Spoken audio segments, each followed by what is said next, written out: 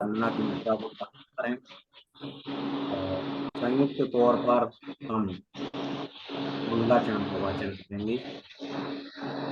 बोलिए पंच परमेश्वर भगवान की।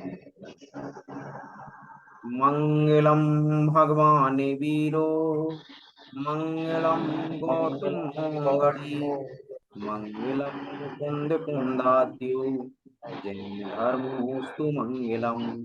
सर्वमंगल मंगल्यम सर्वकल्याणकारकम कृष्णं सर्वधर्मां शरणं जयतु शास्त्रम्। बोले पंच परम शिव भगवान की जय। 24 तीर्थंकर भगवान की जय। इसी मंगल में मंगलाचरण के साथ आज के ओके सत्र को गति सर, प्रदान करने के लिए मैं सम्मानित ये आपको शिक्षिका इसमें दिखेगा बेटा। मैं उनको अनुरोध करूंगा कि आप गति को सम्मानित। धन्यवाद नीरज जी। सभी को जय जिनेन्द्र। मेरी आवाज सुनाई दे रही है? बिल्कुल बढ़िया। जी। आ, जैसे हमने पिछले वेबिनार में डिस्कस किया था, मैंने काफी सारे प्रॉमिस किए थे मैं भेजूंगी, काफी सारी चीजें मैंने भेज दी है। मैंने फर्नीचर के बारे में बताया था, मैंने वो शेयर किया है। उसके बाद मैंने प्ले एरिया को कैसे डेवलप करना उसके लिए वीडियोस और उसका एक पीडीएफ बना के भेजा है। वो आपको सबको मिला होगा। कैसा लगा आपको?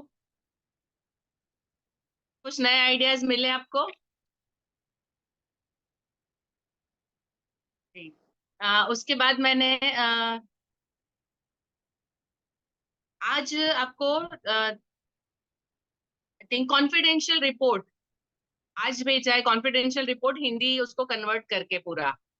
और 2 दिन पहले मैंने एक वो टीचर का एप्लीकेशन फॉर्म जिसके टीचर का हम इंफॉर्मेशन कलेक्ट करते हैं, वो एक फॉर्म मुझे मेरे पास अवेलेबल था, उसको मैंने थोड़ा सा एडिट करके मैंने आपको शेयर किया है। आई होप आपको प्रॉपरली रीडेबल है, पढ़ पा रहे हैं आप उसको ठीक से, हेल्पफुल रहेगा आपको।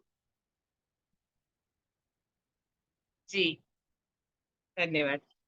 अभी कोई चीज जो बाकी है उसमें जो मुझे याद है कि हमने डिस्कस किया था कि एक स्कूल में लाइब्रेरी या लेबोरेटरी के लिए क्या रूल्स होने चाहिए, एक वो मेरा बाकी है, राइट?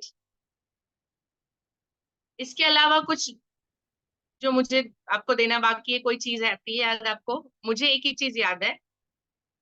जी अरुण जी।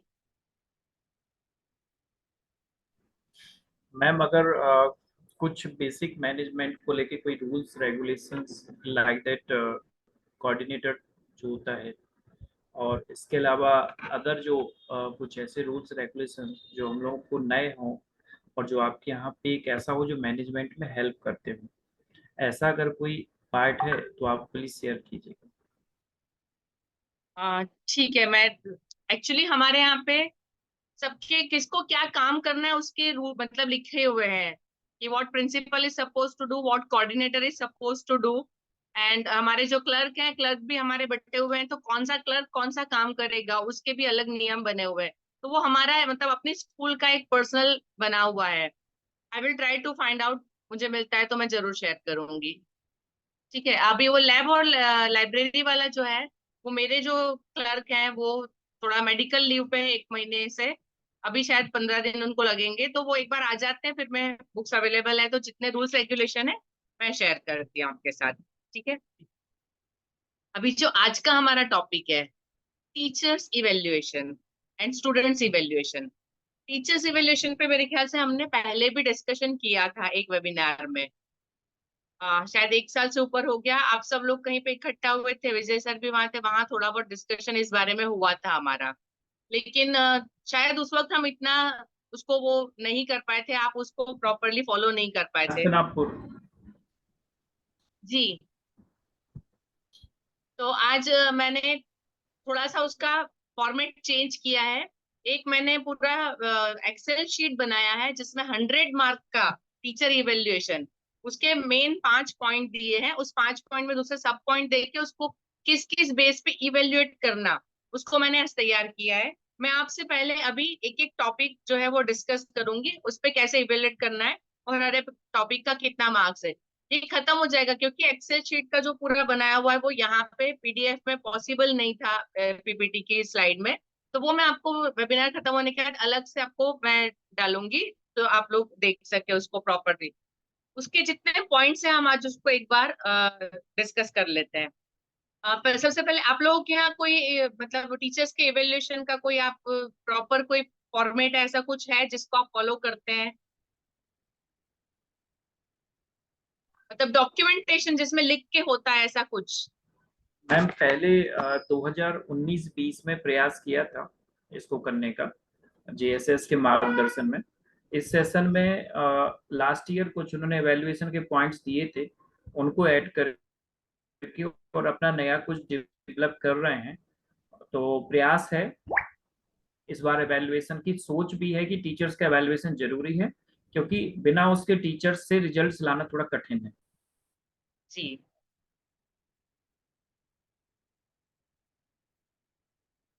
बाकी किसी के वहां पे होता है कुछ? अभिनंदन जी, रजनीश जी, विवेक जी, राजेश जी, जी, सौरभ जी। आ, जी अभी अभिनंदन कोई जी। वैसा फॉर्मेट तो नहीं है मैडम, लेकिन चाहते जरूर हैं, क्योंकि अक्सर लोगों की यानी टीचर्स की जो डिमांड होती है कि भाई हमारी सैलरी बढ़ना चाहिए, हमें ज्यादा महत्व मिलना चाहिए। आप वो अपने आप में समझते हैं कि हम कुछ ज्यादा कर रहे हैं, बहुत मेहनत कर रहे हैं। कई तो कह भी देते हैं कि हम बहुत मेहनत करते हैं, और हमें लगता है कि वो उतना नहीं कर रहे हैं। तो ऐसा कुछ मतलब मैं सोच रहा था कि कुछ जी ऐसा किया जाए, रिटन फॉर्म में किया जाए। और वो बहुत अच्छी बात है कि आज आप उस पर डिस्कस करने वाली हैं, तो इससे निश्चित जी रूप से हमें सहायता मिलेगी। जी जी। जी अभिनंदन जी, बिल्कुल धन्यवाद। जी रजनीश जी मैडम। जी नहीं करते हैं, ठीक है। विवेक जी नहीं है। जी। राजेश जी। जी मैडम, आप मैं थोड़ा सा सुन नहीं पाया, टीचर्स के वैल्यूएशन का बोल रहे थे आप? हाँ जी, आप करते हैं? करते हैं मैडम। कोई प्रॉपर फॉर्मेट बना हुआ है उस पे सबका एक जैसा करते हैं या? नहीं, एक जैसे ही करते हैं, सभी के लिए एक मतलब जैसा करते हैं। एक फॉर्मेट बना है उसमें आप उस मार्किंग करते हैं ऐसा? जी जी मैम जी। जी।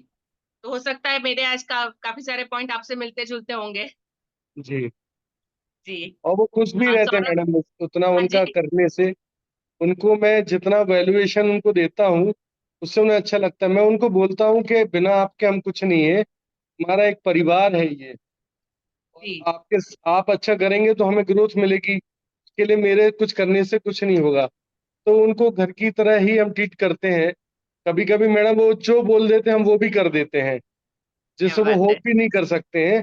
मेरा ऐसा डिक्टेटरशिप मैं नहीं चलाता हूँ उनके साथ। बढ़िया। उनके उनका जैसा सोचो, उनके साथ ऐसा कर दें क्या, हम क्या, हाँ कर लीजिए कोई बात नहीं, तो कर देते हैं। कोई कभी कभी उनके हिसाब से भी चल लेते हैं, तो जी अच्छा लगता बिल्कुल। है। जी बिल्कुल। कई बार ऐसा होता है क्योंकि क्लास के अंदर वो जाते हैं, बच्चों से डील वो करते हैं, तो जी काफी सिचुएशन ऐसी होती है कि जिसके बारे में वो ज्यादा हमसे ज्यादा अच्छे से सोच सकते हैं, क्योंकि वो प्रैक्टिकली उनसे डील करते हैं। जी तो उनके बिल्कुल। सुझाव काफी अच्छे होते हैं। बिल्कुल मैडम, नहीं हम उनको फॉलो भी करते हैं। और अच्छे नहीं, जी। कभी कभी बहुत अच्छा कह जाते हैं वो कि सर हम ऐसा करेंगे। वो तभी जब आप उनको वेटेज देंगे, उनकी भी सुनना पड़ चाहिए हमको। जी कभी हमारे बिल्कुल। दिमाग में नहीं आता, लेकिन वो बात कह देते हैं जो हम कभी सोच ही नहीं सकते। सही तो है। अच्छी फील आती है। सॉरी सर, फिर से लगा है कॉल। हम जी कह जी रहा है। बिल्कुल हेलो। सही है राजेश जी। जी आ, हाँ जी कह रहा सौरभ जी। है, जो हमने उसमें 12,000 वेतन अनुमान लिखा था, तो उसी हिसाब से अपन चर्चा करें कि? नीरज जी अपने आप को म्यूट कर लीजिए प्लीज। सौरभ जी। जी मैडम नमस्ते। नमस्ते। मैडम अभी तक टीचर कोई पर्टिकुलर फॉर्मेट फॉलो नहीं करते हैं। टीचर्स का इवैल्यूएशन ऑब्जर्वेशनल टेक्निक से ही करते हैं, ऑब्जर्वेशनल बेस पे। जी। लेकिन इसके इस चीज की आवश्यकता महसूस करते हैं कि जी। एक सिस्टम उसका भी डेवलप होना चाहिए। जी मैम। जी जी, धन्यवाद सौरभ जी। तो आज हम डिस्कस करते हैं, एक फॉर्मेट आपका बन जाएगा। मैंने रफली अपने हिसाब से बनाया, आप उसको मॉडिफाई अपने हिसाब से कर सकते हैं। नीरज जी, जी धन्यवाद। मैंने इसमें कैटेगरीज बनाई है। मैंने ये 5 कैटेगरी ली है। पहली जनरल कैटेगरी ली है, उसके बाद है टीचिंग स्किल, उसके बाद ट्रेनिंग, उसके बाद है एडमिन ड्यूटी प्रशासनिक कर्तव्य, और उसके बाद है एक्स्ट्रा करिकुलर एक्टिविटीज। मैं इन 5 के अंदर सारी चीजें समाहित करने की मैंने कोशिश की। इसमें फिर सब पॉइंट है। ठीक है, सबसे पहले हम जनरल के बारे में बात करेंगे। नीरज जी, नेक्स्ट स्लाइड पे चलेंगे हम। जनरल के अंदर मेरा पहला पॉइंट है नियमितता एवं आज्ञाकारिता। अभी जब स्कूल में रेगुलर रूप से टीचर आते हैं नहीं आते हैं, आज्ञाकारिता के अंदर ये आएगा कि स्कूल प्रबंधन द्वारा जो निर्धारित नियम है, हमने जो बनाया इतने बजे आना इतने बजे जाना, ये इस तरह से करना, वो लोग उसको प्रॉपरली फॉलो करते हैं या नहीं करते हैं। आचार्य या प्रबंधक के द्वारा दिए गए आदेशों का पालन, कभी किसी चीज के लिए उनको कोई इंस्ट्रक्शन दी जाती है, कोई बात बताई जाती है, तो वो किस तरह से फॉलो करते हैं, फुल्ली मानते हैं नहीं मानते हैं। ठीक है, उसके बाद थोड़ा टाइपिंग मिस्टेक लग रहा है। पाठ्येतर प्रवृत्तियों में शाला के समय के बाद जुड़ना। कभी कभी कभी ऐसा होता है, कुछ एक एक्टिविटीज ऐसी होती है कि स्कूल टाइम के अलावा हमको उनकी हेल्प की जरूरत होती है, उनकी प्रेजेंस की जरूरत होती है, उनके किसी काम की जरूरत होती है। पिकनिक हो गया है, कहीं कोई एक्टिविटी है, कहीं किसी जगह पे प्लानिंग कर रहे हैं हम कोई प्रोग्राम के लिए, तो उसके लिए पहले आके तैयारी करना है। उसमें वो लोग कितना अपना योगदान देते हैं। उसके अलावा सरकारी परीक्षाएं वगैरह जैसे होती है, उसमें जब ड्यूटी आती है या गवर्नमेंट की तरफ से स्कूल के लिए कोई काम आता है, तो उसमें वो टीचर आपको कितना कोऑपरेट करते हैं। ठीक है, अभी इन सारे पॉइंट्स को, शायद 5-6 पॉइंट है, यदि इन पॉइंट्स पे आपको लगता है कि टीचर ने किया है यस, तो हम उसको, मैंने इसको 10 मार्क्स के लिए रखा है इस पॉइंट को। ठीक है, नेक्स्ट जो है हमारा है समय की पाबंदी।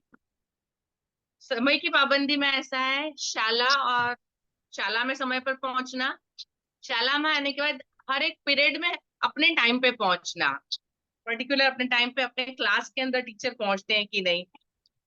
उनका जो सिलेबस है उसका एक टाइम हमारा निश्चित होता है कि भाई इस महीने में इतने चैप्टर खत्म करना है, या ये इस एग्जाम तक ये खत्म करना, उसको वो टाइम पे पूरा करते हैं कि नहीं। उनके रजिस्टर वर्क का काम खत्म होना, महीना खत्म हुआ, उसके अगले 2 दिन के अंदर उनको बच्चों की अटेंडेंस की एवरेज और बहुत सारी चीजें निकालना होता है। वो सारी चीजें करना, जो हमारा यदि कंटिन्यूस इवेल्युएशन है तो मंथली आप इवेल्युएशन बच्चों का करते होंगे, तो उसका नोट डाउन करना। जैसे हम लोग प्री प्राइमरी स्कूल में हम हर 1-2 महीने में बच्चों का वेट वगैरह लेते थे, उनके मेडिकल चेकअप होते थे, तो वो सारी चीजें, उनका डॉक्यूमेंटेशन, तो ये जितने भी डॉक्यूमेंटेशन टीचर के थ्रू रेडी रखना चाहिए, उनको वो टाइम पे पूरा करते हैं या नहीं करते हैं। तो इन सारे के लिए भी मैंने 10 पॉइंट लेके रखे हैं। यदि ये सारी पंक्चुअलिटी होती है तो आई विल गिव 10 पॉइंट्स। उसके बाद नेक्स्ट है मेरा dress code. Neeraj ji, next slide पे चलिए। नेक्स्ट है ड्रेस कोड। कई स्कूलों में ऐसा होता है कि ड्रेस कोड में यूनिफॉर्म होती है, तो whether teacher is ready to wear uniform और नॉट, वो प्रॉपरली यूनिफॉर्म यदि पहन के आना है, तो कई बार कुछ लोग ऐसे होते हैं कि अवॉइड करने के लिए फिर बहाने किया जैसा था वैसा था, तो वो उसको मानते कि नहीं।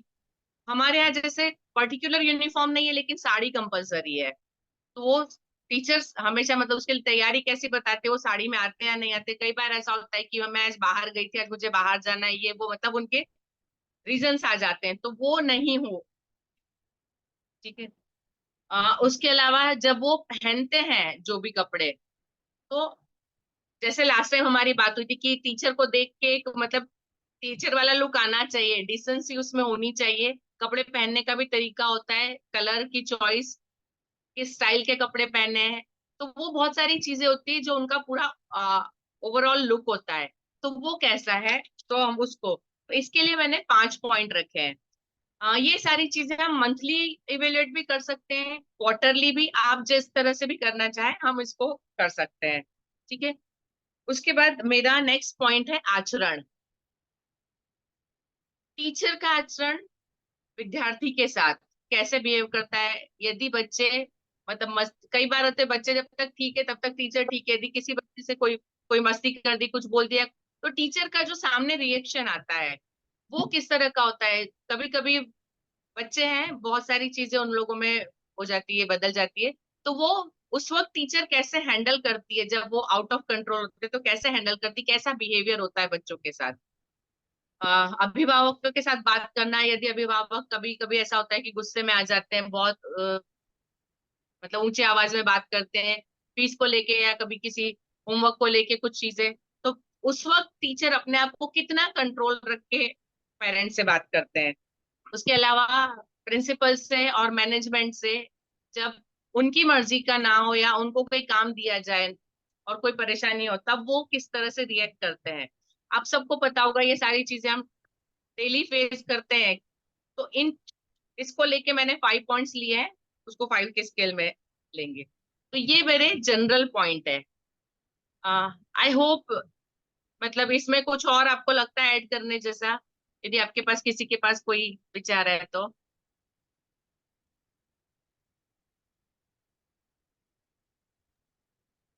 नहीं ठीक है मैडम, पर्याप्त है इतना। सॉरी। ठीक है मैडम, ऑलमोस्ट कब पूरा हो गया। जी ठीक है, तो हम इसके नेक्स्ट पॉइंट पे चलते हैं। नीरज जी नेक्स्ट पे चलेंगे। नेक्स्ट है मेरा टीचिंग स्किल। टीचिंग स्किल के अंदर भी मैंने 4-5 पॉइंट लिए हैं। सबसे पहला है सब्जेक्ट नॉलेज। अभी टीचर का सब्जेक्ट नॉलेज किस तरह से, एक तो आप जब मतलब इंटरव्यू लेते हैं काफी सारी चीजें देख लेते हैं, लेकिन रेगुलर रूटीन में जब आप उन टीचर पढ़ाते हैं, आप उनका बच्चों से या उनके पीयर ग्रुप से या उनके साथ को टीचर जो होते हैं, या कई बार आप किसी काम को देते हैं तो उसको वो लोग किस तरह से करते हैं, उससे भी आपको उनके सब्जेक्ट नॉलेज के बारे में पता चल जाता है। ठीक है, तो एक तो अपने विषय में कितनी निपुणता रखता है टीचर। उसके बाद विषय के अनुरूप शैक्षणिक कार्य करना, जैसे मैथ्स पढ़ाने का तरीका अलग होता है, इंग्लिश का तरीका अलग होता है, एसएस का तरीका अलग होता है। तो अपने सब्जेक्ट के हिसाब से टीचर, साइंस पढ़ाना है तो टीचर को प्रैक्टिकल करके टीचर से बोर्ड पे ड्रॉ कर दिया, बोल के सुना दे तो नहीं होगा, उनको प्रैक्टिकल करके दिखाना जरूरी है साइंस जैसे सब्जेक्ट में। तो वहां टीचर कितना अपने सब्जेक्ट के हिसाब से प्रॉपरली बच्चों को उसी हिसाब से पढ़ा सकता है। ठीक है, उसके बाद जो पाठ्यक्रम है उसको कितनी सटीकता से, और उसमें जो भी नई नई चीजें आती है, जैसे अंग्रेजी इंग्लिश टीचर जो है, इंग्लिश के अंदर यदि हम देखें तो ऑक्सफोर्ड डिक्शनरी जो है हर साल कुछ एक शब्द नए उसमें जोड़ती है। तो टीचर अपने आप को कितना अपडेट रखता है, इस साल कितने शब्द जुड़े, कैसे यूज होते हैं, कहाँ यूज होते हैं, उनका यूज मतलब कैसे करना, बच्चों को बताना, उसके बारे में जानकारी देना। या फिर नोबेल प्राइज मिले तो जब नोबेल प्राइज मिलता है तो टीचर को बच्चों को बताना चाहिए कि इस बार फिजिक्स में किसको मिला, केमिस्ट्री में किसको। तो वो जब अपने आप को अपने सब्जेक्ट से रिलेटेड अपडेट रखेंगे तो वो बच्चों को बता पाएंगे। तो वो अपने आप को कितना सब्जेक्ट से रिलेटेड मतलब अपडेट रखते हैं, ये भी एक देखने की चीज है। उसके बाद उनका एक्सप्लेनेशन का तरीका, वो लोग जो प्रैक्टिक मतलब एग्जाम्पल्स देते हैं वो कितने प्रैक्टिकल एग्जाम्पल देते हैं, कि सिर्फ हवा में बातें जो बच्चे जानते नहीं उस एग्जाम्पल को देने का मतलब नहीं है। जो टीचिंग लर्निंग मटेरियल वो यूज कर रहे हैं वो एक्चुअली उसी पर्टिकुलर टॉपिक के लिए सुटेबल है या नहीं है। हाँ, वो कैसे पता चलेगा, मैं हमने जैसे पहले डिस्कस किया था कि टीचर से हम एक लॉग बुक लिखवाते हैं, लॉग बुक में टीचर्स टॉपिक लिखते हैं, उसके सामने उन्होंने कौन सा टीएलएम यूज किया लिखते, तो उसको देख के सब्जेक्ट से रिलेटेड टीएलएम वो पॉसिबल लिखने के लिए लिख दिया या हकीकत में टॉपिक से रिलेटेड सही यूज किया है या नहीं है उसका। और जो भी उनके पास अवेलेबिलिटी है उसको कितना क्या बोलते हैं, रीजनिंग से यूज करते हैं, लॉजिकली यूज करते हैं। जो टीचर मतलब लॉजिकली जितना स्ट्रांग होगा वो बहुत कम चीजों में बहुत अच्छे तरीके से यूज कर सकता है। मैं एक एग्जांपल देती हूँ। जेएसएस से हम एक पारस ग्रुप चलता है, पारसनाथ में जो चलता है, वहां पे टीचर्स को ट्रेनिंग देते हैं। उनको मैंने मतलब मैंने देखा था उन लोगों का कि वो कहाँ किस तरीके से किस एरिया में कहाँ पे काम करते हैं, उनके पास अवेलेबिलिटी नहीं है। मैंने उन लोगों को बताया था कि भाई आपके आसपास जो चीजें अवेलेबल होती है आप उनसे, आप विश्वास नहीं करेंगे, उन्होंने बच्चों को मैथ्स के लिए गिट्टी मतलब पत्थर के जो टुकड़े होते हैं उनको इकट्ठे करके प्लस करना माइनस करना, उसको एक एक ऐसे जमा के अक्षर बनाना, हिंदी के अंग्रेजी के लेटर्स बनाना, उसको एज ए टीएलएम उन्होंने यूज किया। मैंने उनको एक थोड़ा सा आइडिया दिया था, पर उन्होंने अपनी तरीके से ऐसे लकड़ी के टुकड़े जमा के अक्षर बनाना, मतलब जो चीजें अवेलेबल है उसका मैक्सिमम यूज करके टीचर अपने मतलब जो टीचिंग लर्निंग उनका जो भी गोल है उसको कैसे अचीव करते हैं। तो ये उनके सब्जेक्ट नॉलेज के अंदर मैंने इसको लिया है। अभी एक और चीज होती है, कोई नई चीज यदि किसी टीचर के सामने आती है, सपोज उनको पता लगता है कि मुझे नहीं पता है, तो वो कितने क्यूरियस है उसको जानने के लिए, और उसको जान के कैसे मतलब कोई चीज आई नहीं आती है करके छोड़ दिया, दो रिस्पॉन्स होते हैं, नहीं आता है करके छोड़ दिया, और नहीं आता है तो उसको ढूंढने के पीछे कोई कोशिश करे। उस कोशिश में ये हो सकता है टीचर आपसे आके पूछे, दूसरे टीचर से पूछे, लाइब्रेरीज में सर्च करे, आजकल मोबाइल है मोबाइल में सर्च करे। कई बार में होता है मेरे टीचर बहुत सारी चीजें डिस्कशन होती है, मैं अपने तरफ से भी खुद कुछ एक टीचर को कुछ क्वेश्चन पूछ के भेज देती हूँ और फिर बोलती हूँ आप मुझे ये बता देना। I know I can do Google, मैं कर सकती हूँ, मैं पता लगा सकती हूँ, लेकिन फिर भी मैं उस सब्जेक्ट टीचर से पूछती हूँ। अभी मैं पिछले हफ्ते की बात बताऊं, अ, हमारे यहाँ पे मतलब हर एक क्लास के बच्चों के सेक्शन तीन तीन सेक्शन करते हैं, एबीसी सेक्शन होता है, तो टोटल मतलब 170 180 के आसपास कुछ बच्चे होते हैं। अभी टीचर मेरे सामने बैठे थे, हम बाइफर्केशन कर रहे थे कि किस क्लास में कितने न्यू स्टूडेंट डाले जाएंगे। तो टीचर मेरे पास लेके आए कि मेरे पास ओल्ड बच्चे इतने आए, न्यू बच्चे इतने टोटल हैं, इसमें किसको कैसे करना। वहां मैथ्स की टीचर सामने बैठी थी, अभी मुझे तीन क्लास में डिवाइड करना था और वो नंबर कुछ 171 हो रहा था। तो पॉइंट में आंसर आता ऑब्वियसली उसको 3 से डिवाइड करते। तो मैंने तुरंत टीचर से पूछा मैसेज से, मैम फटाफट 3 की डिविजिबिलिटी बताइए, तो मुझे किससे डिवाइड करना चाहिए, कितना नंबर इसको कम या ज्यादा करूं कि डिवाइड कर सकूं। देन इमीडिएटली दो टीचर बैठे थे, उसमें से एक तुरंत बोलती, मैम 3 की डिविजिबिलिटी यदि आप टोटल उसका करेंगे और वो 3 से डिविजिबल है, जितने लेटर नंबर्स है उसका, तो वो 3 से डिविजिबल है, तो आप उसको करके ले। तो बोले 17, मैंने कहा 171, तो बोले मैम नहीं होगा क्योंकि उसका टोटल 8 होता है, 8 इज नॉट डिविजिबल बाय 3। तो ये एक तरीका होता है इमीडिएटली टीचर की वो चेक करने का। मुझे पता था वो टीचर ये टॉपिक पढ़ाती है, लास्ट ईयर उन्होंने पढ़ाया है। सो आप यदि अवेयर है उस बात से तो आप उनको जब भी जरूरत पड़ती है उनको यूटिलाइज कर सकते हो, टीचर को चेक कर सकते हैं कि टीचर कितने। दो टीचर मैथ्स के बैठे थे, एक टीचर जवाब दिया, दूसरी टीचर चेहरा देखते रह गई। आई कुड मेक आउट कि कौन कितना मतलब उस कॉन्शियस होकर काम करता है और अपने सब्जेक्ट पे कितना ध्यान देता है। एक और किस्सा बताना चाहूंगी, बहुत पुरानी बात है, उस वक्त शायद मोबाइल नहीं थे, मैं बात कर रही हूँ आज से शायद 17-18 साल पहले की। मेरे साथ एक टीचर थी, वो किसी और स्कूल में इंटरव्यू देने गई, जब वापस आई मैंने पूछा क्या हुआ, तो बोले मुझे एक क्वेश्चन का आंसर नहीं आया, मुझे अभी वो ढूंढना है, क्योंकि उस वक्त मोबाइल नहीं हुआ करते थे, तो ढूंढना है तो लाइब्रेरी या बुक या किसी को पूछना पड़ेगा। मैंने उससे पूछा क्या क्वेश्चन था, तो बोलते मुझसे वहां पे पूछा गया कि ऑक्सिलरी वर्ब के एग्जाम्पल दो। इंग्लिश की टीचर थी, तो बोले मुझे ऑक्सिलरी वर्ब का जवाब नहीं आया, तो मैंने उनको मना कर दिया। उस टीचर को तो नहीं मिला, मुझे भी वो क्वेश्चन रहा दिमाग में। उस वक्त तो मुझे भी आंसर नहीं मिला क्योंकि मुझे कोई बताने वाला नहीं मिला है, कुछ बुक नहीं मिली। लेकिन उसके शायद 1-1.5 साल बाद जब मैं दूसरे किसी स्कूल में गई, वहां पे मुझे एक ग्रामर बुक मिली। जैसे ग्रामर बुक मेरे हाथ में है, मुझे दिमाग में आया कि ये उस टीचर ने ये क्वेश्चन बोला था, अभी भी क्वेश्चन मेरे दिमाग में था। मैंने उस वक्त निकाल के ढूंढा कि ऑक्सिलरी वर्ब क्या होती है, then I came to know what is auxiliary verb. तो एक ये क्वेश्चन होना चाहिए, वो टीचर भी ढूंढ रही थी। तो ये यदि कोई चीज नहीं आती है तो क्वेरी होनी चाहिए, उसको पूछना चाहिए। ठीक है, so these are the points subject knowledge के लिए। तो इसको मैं दे रही हूँ 5 पॉइंट, 5.5 की ग्रेड पे मैंने इसको लिया है। नेक्स्ट है मेरा पाठ योजना। पाठ योजना के अंदर जैसे हमारा पाठ्यक्रम निर्धारित होता है, तो उसके हिसाब से टीचर अपनी लेसन प्लानिंग करती है। लेसन प्लानिंग के अंदर ये चीज ध्यान देनी होती है कि क्लास के अंदर वेरिएशन होता है बच्चों में।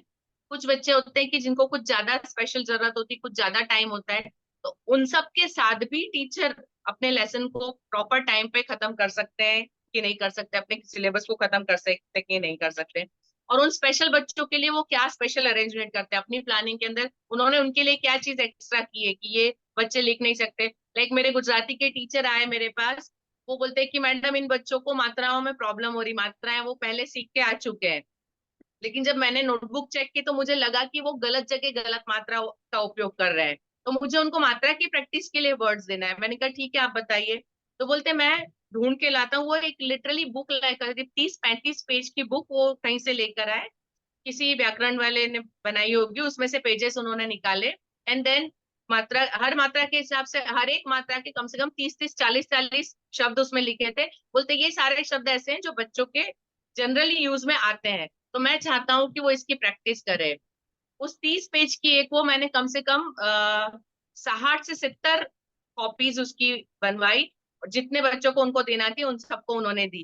तो टीचर अपना एक्स्ट्रा एफर्ट किस तरह से लगाता है कि भाई मेरे लेसन में यदि नहीं आता है तो उसके लिए मुझे क्या करना है, एक्स्ट्रा एफर्ट क्या लगते हैं टीचर के, ठीक है। उसके बाद समय प्रबंधन और लचीलापन, टाइम मैनेजमेंट हम करते हैं, लेकिन बच्चों की जरूरत के हिसाब से। हो सकता है बच्चे समझ गए तो उसको जल्दी फिनिश करके कुछ एक्स्ट्रा एक्टिविटी देना, और यदि नहीं समझे हैं तो थोड़ा एक्स्ट्रा टाइम दे के या कुछ तरीका बना के कि वो सीख जाए और फिर भी टाइम पे कोर्स पूरा हो। उसके लिए टीचर कितना अपने आप को फ्लेक्सिबल रखता है। फिर बच्चों की जो रिक्वायरमेंट है, उन बच्चों के लिए वो टीचर कितना फ्रूटफुल है। कई बार ऐसा होता है कि बच्चों का लेवल काफी हाई होता है, टीचर का कम होता है। मेरे यहाँ एक टीचर है, उनकी क्लास सबसे ज्यादा हाइपर एक्टिव और वो टीचर सबसे ज्यादा स्लो, तो वहां पे वो मैच होना थोड़ा सा मुश्किल हो जाता है। तो मुझे इस बार उनको क्लास देख के देना पड़ा कि आप इस क्लास में पढ़ाइए, आप उस क्लास में नहीं पढ़ा सकते। तो ये एक इवेल्युएशन होता है टीचर्स का कि जितने बच्चों की है रिक्वायरमेंट, टीचर उसको पूरा कर सकते हैं कि नहीं, क्योंकि बहुत सारे क्वेश्चंस होते हैं बच्चों के, बहुत सारी चीजें होती है, उनके रिक्वायरमेंट्स वो पूरी होनी चाहिए। उसके बाद जब टीचर पेपर प्लान करके कोई भी टेस्ट के लिए या एग्जाम के लिए, तो वो जैसे हम सब ने बीएड में पढ़ा हुआ है, हमको जानते हैं कि एक मतलब ब्लूप्रिंट बनती है कि हर एक चैप्टर से और हर एक तरह के क्वेश्चन, टोटल 4 तरह के हमने क्वेश्चन सीखे, और तो हर एक लेसन का वेटेज इक्वल होना चाहिए। 10th-12th में हम लोग कई बार जो बच्चों को देखते हैं तो वो बताते हैं कि हमने इस चैप्टर पे इतना ध्यान दिया लेकिन उसमें से क्वेश्चन ही नहीं पूछा, ये इम्पोर्टेंट है। तो वो जो मतलब इवन 10th-12th में आईएमपी दी जाती है, तो वो इसी को देख के ब्लूप्रिंट के हिसाब से बच्चों को आईएमपी दी जाती है कि हर एक चैप्टर से इतना इतना वेटेज कम से कम होता है, इस चैप्टर का इतना इंपॉर्टेंस है क्योंकि ये तो इस तरह से वो टीचर ये नॉलेज रखते हैं कि नहीं, और जब वो अपना पेपर बनाते हैं तो इसको प्रॉपरली मेंटेन रखते हैं कि नहीं पेपर बनाते हुए, ये चीजें देखनी। इसके लिए आपको पेपर गो थ्रू करना पड़ेगा और आपको पता होना चाहिए कितने चैप्टर्स हैं, कितने क्वेश्चन। कई बार ऐसा होता है कि एक ही एक क्वेश्चन का, मैं इस चीज को मैं ना लिटरली सर्कल करके वापस भेजती हूँ, क्योंकि repetition, fill in the blanks में ऊपर पूछा है वही नीचे क्वेश्चन में आ जाता है, तो वो बच्चा ऊपर से देख के नीचे लिखेगा, बच्चे ज्यादा स्मार्ट होते हैं। सो वो चीजें टीचर मिस कर जाती है, क्योंकि जब क्वेश्चन एक लेसन से लेते हैं तो यदि एक कोई जानकारी, कोई एक question fill in the blanks में आ गया है तो उसके बाद वो आगे कहीं पे भी रिपीट नहीं होना चाहिए, ऑब्जेक्टिव में आ गया है तो वो रिपीट नहीं होना चाहिए। इन छोटी छोटी चीजों का ध्यान टीचर कितना रखते हैं अपनी प्लानिंग में, ये देखना होता है, ठीक है। इसको भी मैंने 5 पॉइंट दिए हैं पाठ योजना को, ठीक है। नेक्स्ट है मेरा टीएलएम। टीएलएम सारे टीचर्स को पता होता है, बेसिकली उनको यूज करना होता है। जहां जहां उनको जरूरत है टीएलएम यूज करने की, वहां वो उस वक्त करते हैं या नहीं करते हैं, और जब करते हैं तो वो प्रॉपर यूज होता है कि नहीं। कई बार ऐसा होता है टीएलएम किसी चीज के लिए होता है और उसका कोई और तरह का यूज होता है, ठीक है। और हर एक टीएलएम को कितना दिया जा सकता है, कुछ टीएलएम होते हैं 5 मिनट 10 मिनट के लिए खत्म हो जाते हैं, कुछ टीएलएम थोड़ा लंबा यूज, आप अलग अलग बच्चों को देके कैसा टीएलएम आप यूज कर रहे हैं। जैसे मैप में लगाती हूँ तो मैप मुझे उस क्लास में कम से कम 4-5 दिन या हफ्ता भर, जब तक मेरा लेसन खत्म नहीं होता है, क्वेश्चन आंसर खत्म नहीं होते, तब तक उस मैप को उस क्लास में होना चाहिए। और इसलिए कि वो बच्चों की इजीनेस से, वो रिसर्च में जब फ्री होते हैं, सुबह आते हैं, टाइम है, तो वो उसको प्रॉपरली रीड कर सके। क्योंकि हम क्लास में जब बताते हैं, इतने सारे बच्चे बैठे, वो सिर्फ दूर से देख के समझते हैं, लेकिन वो जब तक पर्सनली उसके पास नहीं जाएंगे, उसको ऑब्जर्व नहीं करेंगे, वो सीख नहीं सकते। तो इन सारी चीजों, कौन सा टीएलएम बच्चों के सामने कितनी देर रहना चाहिए, ये टीचर को नॉलेज होना चाहिए। उसके बाद टीएलएम वो खुद बनाते हैं या रेडीमेड यूज करते हैं, या वो आपके पास ऐसी रिक्वायरमेंट रखते हैं। कुछ टीएलएमएस होते हैं, कुछ चीजें ऐसी होती है जो रेडीमेड ही मिल सकती है। क्या वो रिक्वायरमेंट रखते हैं उसकी कि ये चीज जरूरी है, ये चाहिए आपके सामने, ठीक है, और जो चीज आ गई है उसका प्रॉपर यूज होता है कि नहीं। तो ये टीएलएम के लिए यूज करने के लिए टीचर्स के चेक करने के पैरामीटर्स हैं। इसको भी मैंने 5 पॉइंट दिए हैं, 5 मार्क्स हम उसको ले सकते हैं, ठीक है। इसका मेरा टीचिंग स्किल का 4th पॉइंट है शिक्षण पद्धति, टेक्निक या मेथड टीचिंग की। इसके मैंने थोड़े 3-4 सब पॉइंट लिए हैं। मेथड में सबसे पहला है एक्सप्लेनेशन। एक्सप्लेनेशन सबसे पावरफुल होना चाहिए, क्योंकि टीचर जो बात कहना चाहती है वो बच्चों को समझ में आनी चाहिए। तो बच्चे जो लेसन पढ़ रहे हैं उसका उद्देश्य समझ रहे हैं, क्यों वो पढ़ाया जा रहा है। क्योंकि जनरली मतलब मैं ऐसे पढ़ाती हूँ, बच्चों की जो कंसेप्ट होती है कि हिस्ट्री पढ़ के क्या करेंगे हम, जो होना था वो हो गया। एक ये बच्चों की कंसेप्ट, जो हो चुका है उसको हमको पढ़ा के क्या करोगे आप। मैं उनको बताती हूँ कि हिस्ट्री क्यों पढ़ना है। मैं उनको हमेशा ये बोलती हूँ कि यदि आप हिस्ट्री नहीं पढ़ते, आप नहीं जानते, तो शायद आप और मैं आज तक किसी जंगल में बैठ के पत्ते लपेट के पत्थर घीस के आग जलाने की कोशिश कर रहे होते। यदि हिस्ट्री नहीं होती, कोई किसी को कुछ नहीं बताता।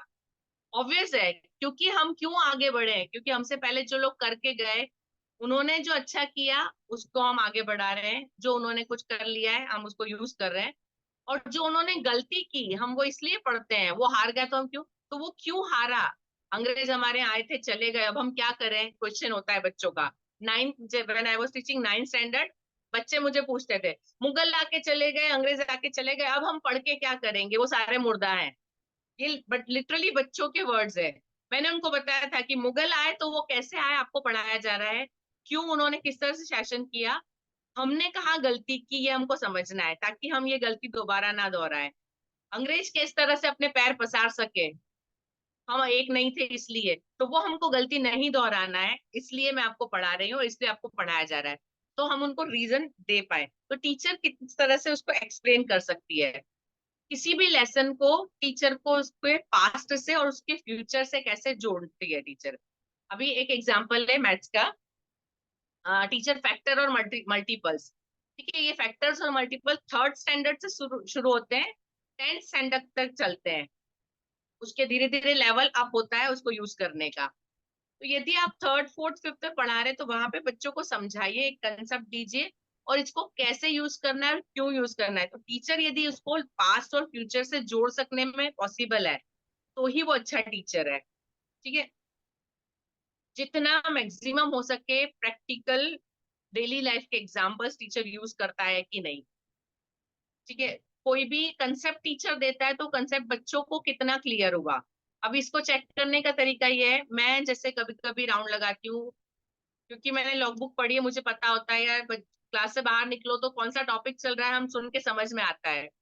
सडनली मैं कभी कभी किसी क्लास में जब जाती हूँ तो कोई एक क्वेश्चन उससे रिलेटेड कर लो, बेसिक कंसेप्ट का यदि क्वेश्चन बच्चे से पूछो और क्लास में यदि 4 बच्चे भी उसका आंसर दे पाए तो मतलब टीचर ने समझाने की कोशिश की, हम समझ सकते। लेकिन यदि क्लास में एक भी बच्चा उस कंसेप्ट को नहीं समझ पाया है तो वहां टीचर की गलती है कि उन्होंने शायद देने में गलती की है। कंसेप्ट बच्चों को कितना क्लियर है ये हमको चेक करना पड़ेगा। और दूसरा, टीचर लगातार निगरानी रखता है कि नहीं बच्चों पे। जैसे आज ही मेरे एक टीचर मुझसे डिस्कस कर रहे थे, उनको मतलब आदत है वो कंप्यूटर में सारे डेटा हैंडल करते हैं, तो दूसरे टीचर उनसे डेटा लेके यूज करते हैं, तो वो जिस फॉर्मेट में वो उसको यूज करते हैं, मैं टीचर्स को मना करती कि मैंने जो फॉर्मेट दिया आप मुझे उसमें डेटा दीजिए, मुझे आपका अलग फॉर्मेट नहीं चाहिए। तो आज सर से बात हुई, मैंने कहा सर आप दूसरों को अपनी तरफ से बना के देते हैं और मेरा जो काम है वो आप मतलब बिगड़ जाता है, मेरा सारा फॉर्मेट सारे क्लास का एक जैसा नहीं रहता। तो वो बोलते हैं कि मैडम मैं ये चाहता हूँ कि मैंने जिस बच्चे को पढ़ाया है मैं उनके हर एक टेस्ट के मार्क्स उस अपने पास डेटा रखता हूँ।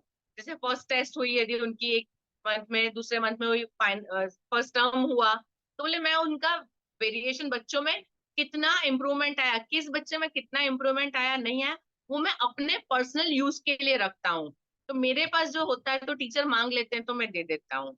तो टीचर अपनी तरफ से कितना एफर्ट लगाते हैं, वो कितनी निगरानी रखते हैं किस बच्चे ने कितना किया, वो बच्चों को इवेल्युएट अपने तरीके से। हम तो बोलते हैं मार्क्स लिख दो, वो लिख के रख देते, लेकिन उस डेटा को एनालाइज करना वो टीचर की कैपेबिलिटी है कि नहीं, दैट वी नीड टू सी कि वो कितनी अच्छी तरह से एनालाइज करते हैं। फिर जहां किस बच्चे को किसकी जरूरत है, उसका यदि ग्राफ गिर रहा है तो क्यों गिर रहा है, बच्चे से बात करना, पूछना, उसने अच्छा किया तो उसको शाबाशी देना कि आपने बहुत अच्छा किया, वो टीचर का काम है। तो ये टेक्निक या मेथड्स में ये मैंने 4-5 पॉइंट लिए, इसको भी मैंने 5 पॉइंट रेटिंग पे मार्क किया है। ठीक है, इसमें नेक्स्ट है बोर्ड या लेटर्स का टीचर्स यूज करते हैं।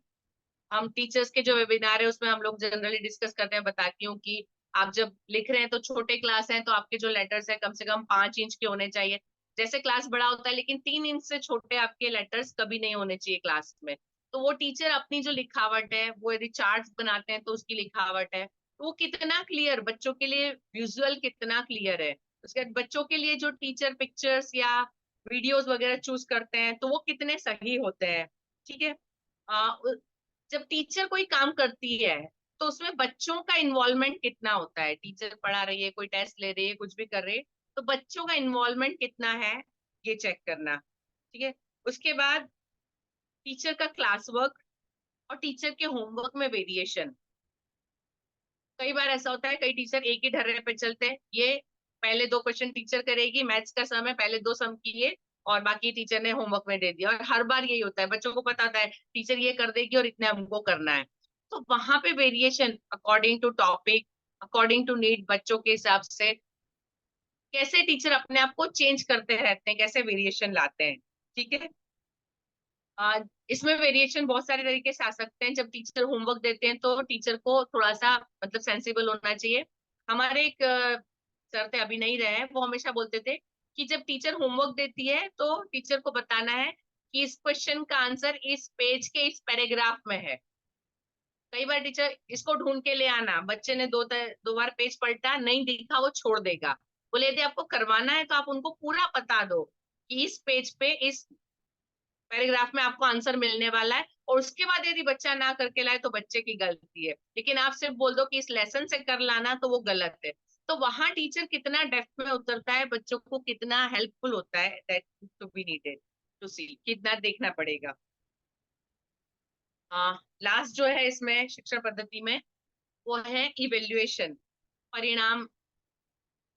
10th 12th की जो जनरली रिजल्ट आता है, हमारे यहाँ पे सब क्या बनता है कि इंग्लिश की टीचर, इंग्लिश में कितने बच्चे पास हुए, मैथ्स में कितने पास हुए, साइंस में कितने पास हुए, तो उनका हर एक का कितने परसेंटेज निकलते हैं कि 50 बच्चों ने एग्जाम दी थी, उसमें से यदि 45 पास हो गए तो टीचर का 90% रिजल्ट।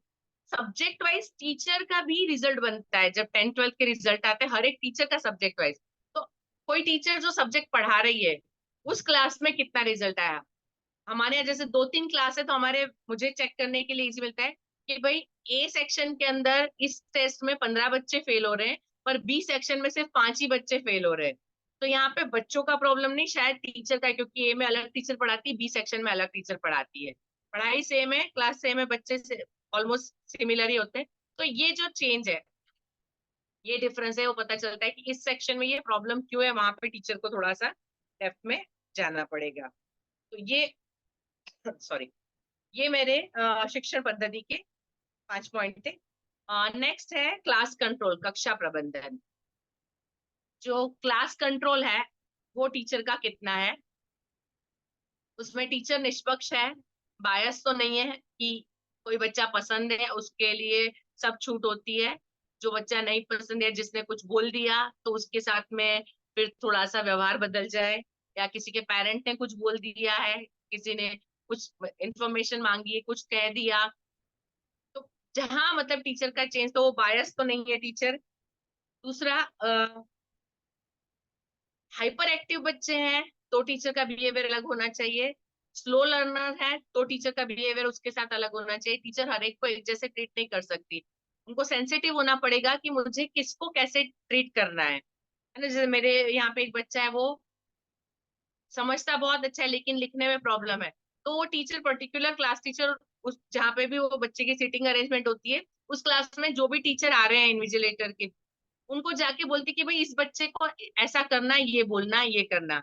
तो ये टीचर का कि मेरा ये बच्चा है, उसकी ये प्रॉब्लम है, तो उससे कैसे डील करना है कि भाई इसको बार बार बोलना पड़ेगा। एक मेरा बच्चा था, उसको बीमारी थी, यदि 5 मिनट वो किसी से बात ना करे तो उसको नींद आ जाए।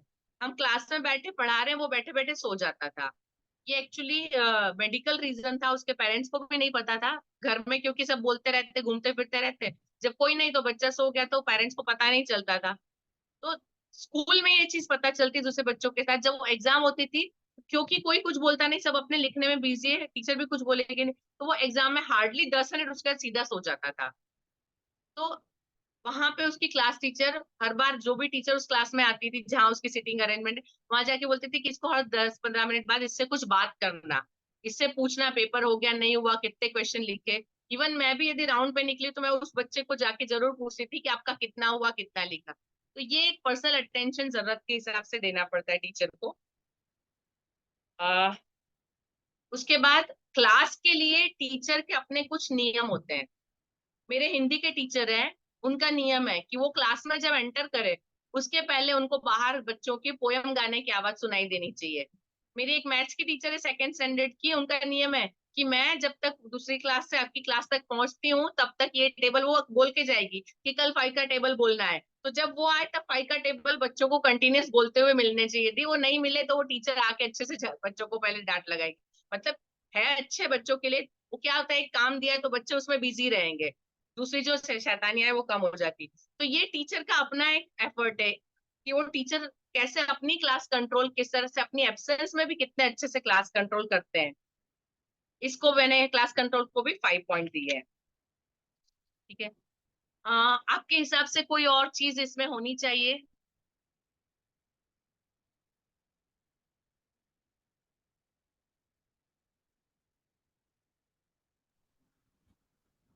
जी अरुण जी, काफी देर से मैं अकेली बोल रही हूँ।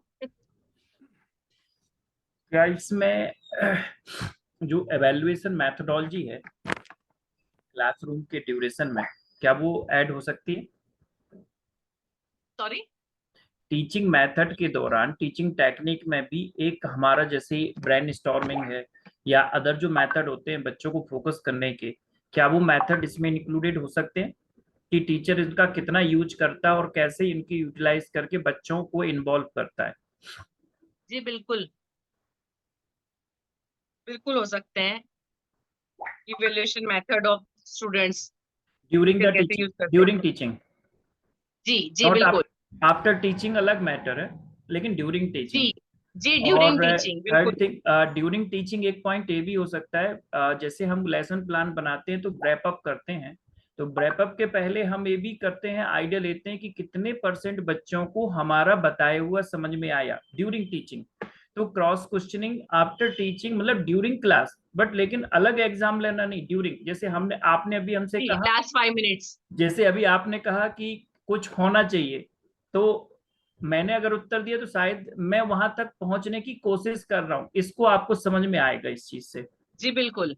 तो क्या ये मेथड ये भी इंक्लूडेड हो सकता है कि टीचर अपने उन बच्चों को, अच्छा इसमें भी किन बच्चों को वो ले रहा है, वो बच्चे जो बहुत जल्दी उतावलेपन में उत्तर देते हैं कि वो बच्चे जो हमेशा पीछे की तरफ वो साई टाइप के बच्चे हैं? ये भी जी मेथड वैल्यूबल है टीचर्स के लिए एवेल्युएशन के लिए ड्यूरिंग टीचिंग। जी बिल्कुल। Thank you. जी बहुत बढ़िया अरुण जी, वेरी नाइस। और किसी के पास कोई पॉइंट है इसमें ऐड करने के लिए?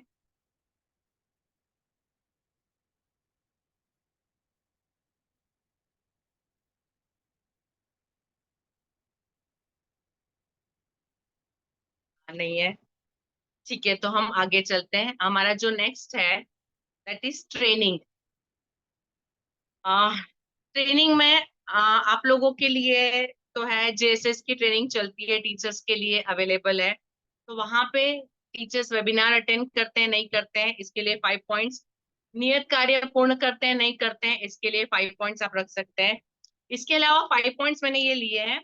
हम इसके अलावा कई बार हमारे स्कूल के अंदर जैसे आते हैं जो पब्लिकेशन वाले हैं, या कुछ ऐसी संस्थाएं होती है, न्यूज़पेपर्स वाले या ये ऐसी संस्थाएं, या लैंग्वेज लैब वगैरह होती है, वो लोग अप्रोच करते हैं कि हमने वेबिनार रखा है या सेमिनार रखा है जहाँ पे आपके टीचर्स को भेजिए, या कई बार गवर्नमेंट की तरफ से भी पर्टिकुलर सब्जेक्ट के लिए, हमारे गुजरात में बहुत बार होते हैं ड्यूरिंग वेकेशन या जैसे स्कूल ओपनिंग का टाइम होता है तब टीचर्स ट्रेनिंग चलते हैं कैंप। तो जो भी नई टेक्निक गवर्नमेंट यूज करना चाहती है उनको टीचर्स को सिखाया जाता है। तो उस ट्रेनिंग में टीचर्स कितने पहुंचते हैं। इसके अलावा टीचर्स अपने अपग्रेडेशन के लिए नए नए कोर्स या कोई अलग से कोई ऐसी मतलब अपने आप को अपग्रेड करने के लिए कोई नया कोर्स या नई चीज या कुछ सीखने के लिए कोशिश करते हैं। अ, जैसे हमारे यहाँ पे अटल लैब है, अटल लैब जिस सर को दिया है उस सर ने उसके बाद अटल के लिए कैसे पढ़ाया जाए उसके लिए गवर्नमेंट के नीति आयोग के कुछ एक कोर्सेस ऑनलाइन कोर्सेस होते हैं। वो लोग स्पेशल अटल टीचर्स के लिए कोर्सेस प्रोग्राम करते हैं और उसको भेजते हैं। वो टीचर हर उस प्रोग्राम को अटेंड करते हैं। और कई बार ऐसा होता है कि स्कूल टाइमिंग में प्रोग्राम होते हैं तो वो मुझसे पूछ के मतलब वो पीरियड अपने एडजस्ट करवा के और फिर जहां भी एक रूम खाली मिलता है अटल लैब में जाके अपने आप ज्वाइन करते हैं और उसको अटेंड करते हैं। तो टीचर अपने आप को अपग्रेड करने के लिए कितना काम कर रहा है, तो ये मैंने 5 पॉइंट तीनों टॉपिक को दिए हुए हैं। ठीक है। नेक्स्ट मेरा जो है फोर्थ टॉपिक एडमिन ड्यूटी, प्रशासन कर्तव्य। मतलब एज ए एडमिनिस्ट्रेटर स्कूल के अंदर टीचर का काम एडमिनिस्ट्रेशन का भी होता है।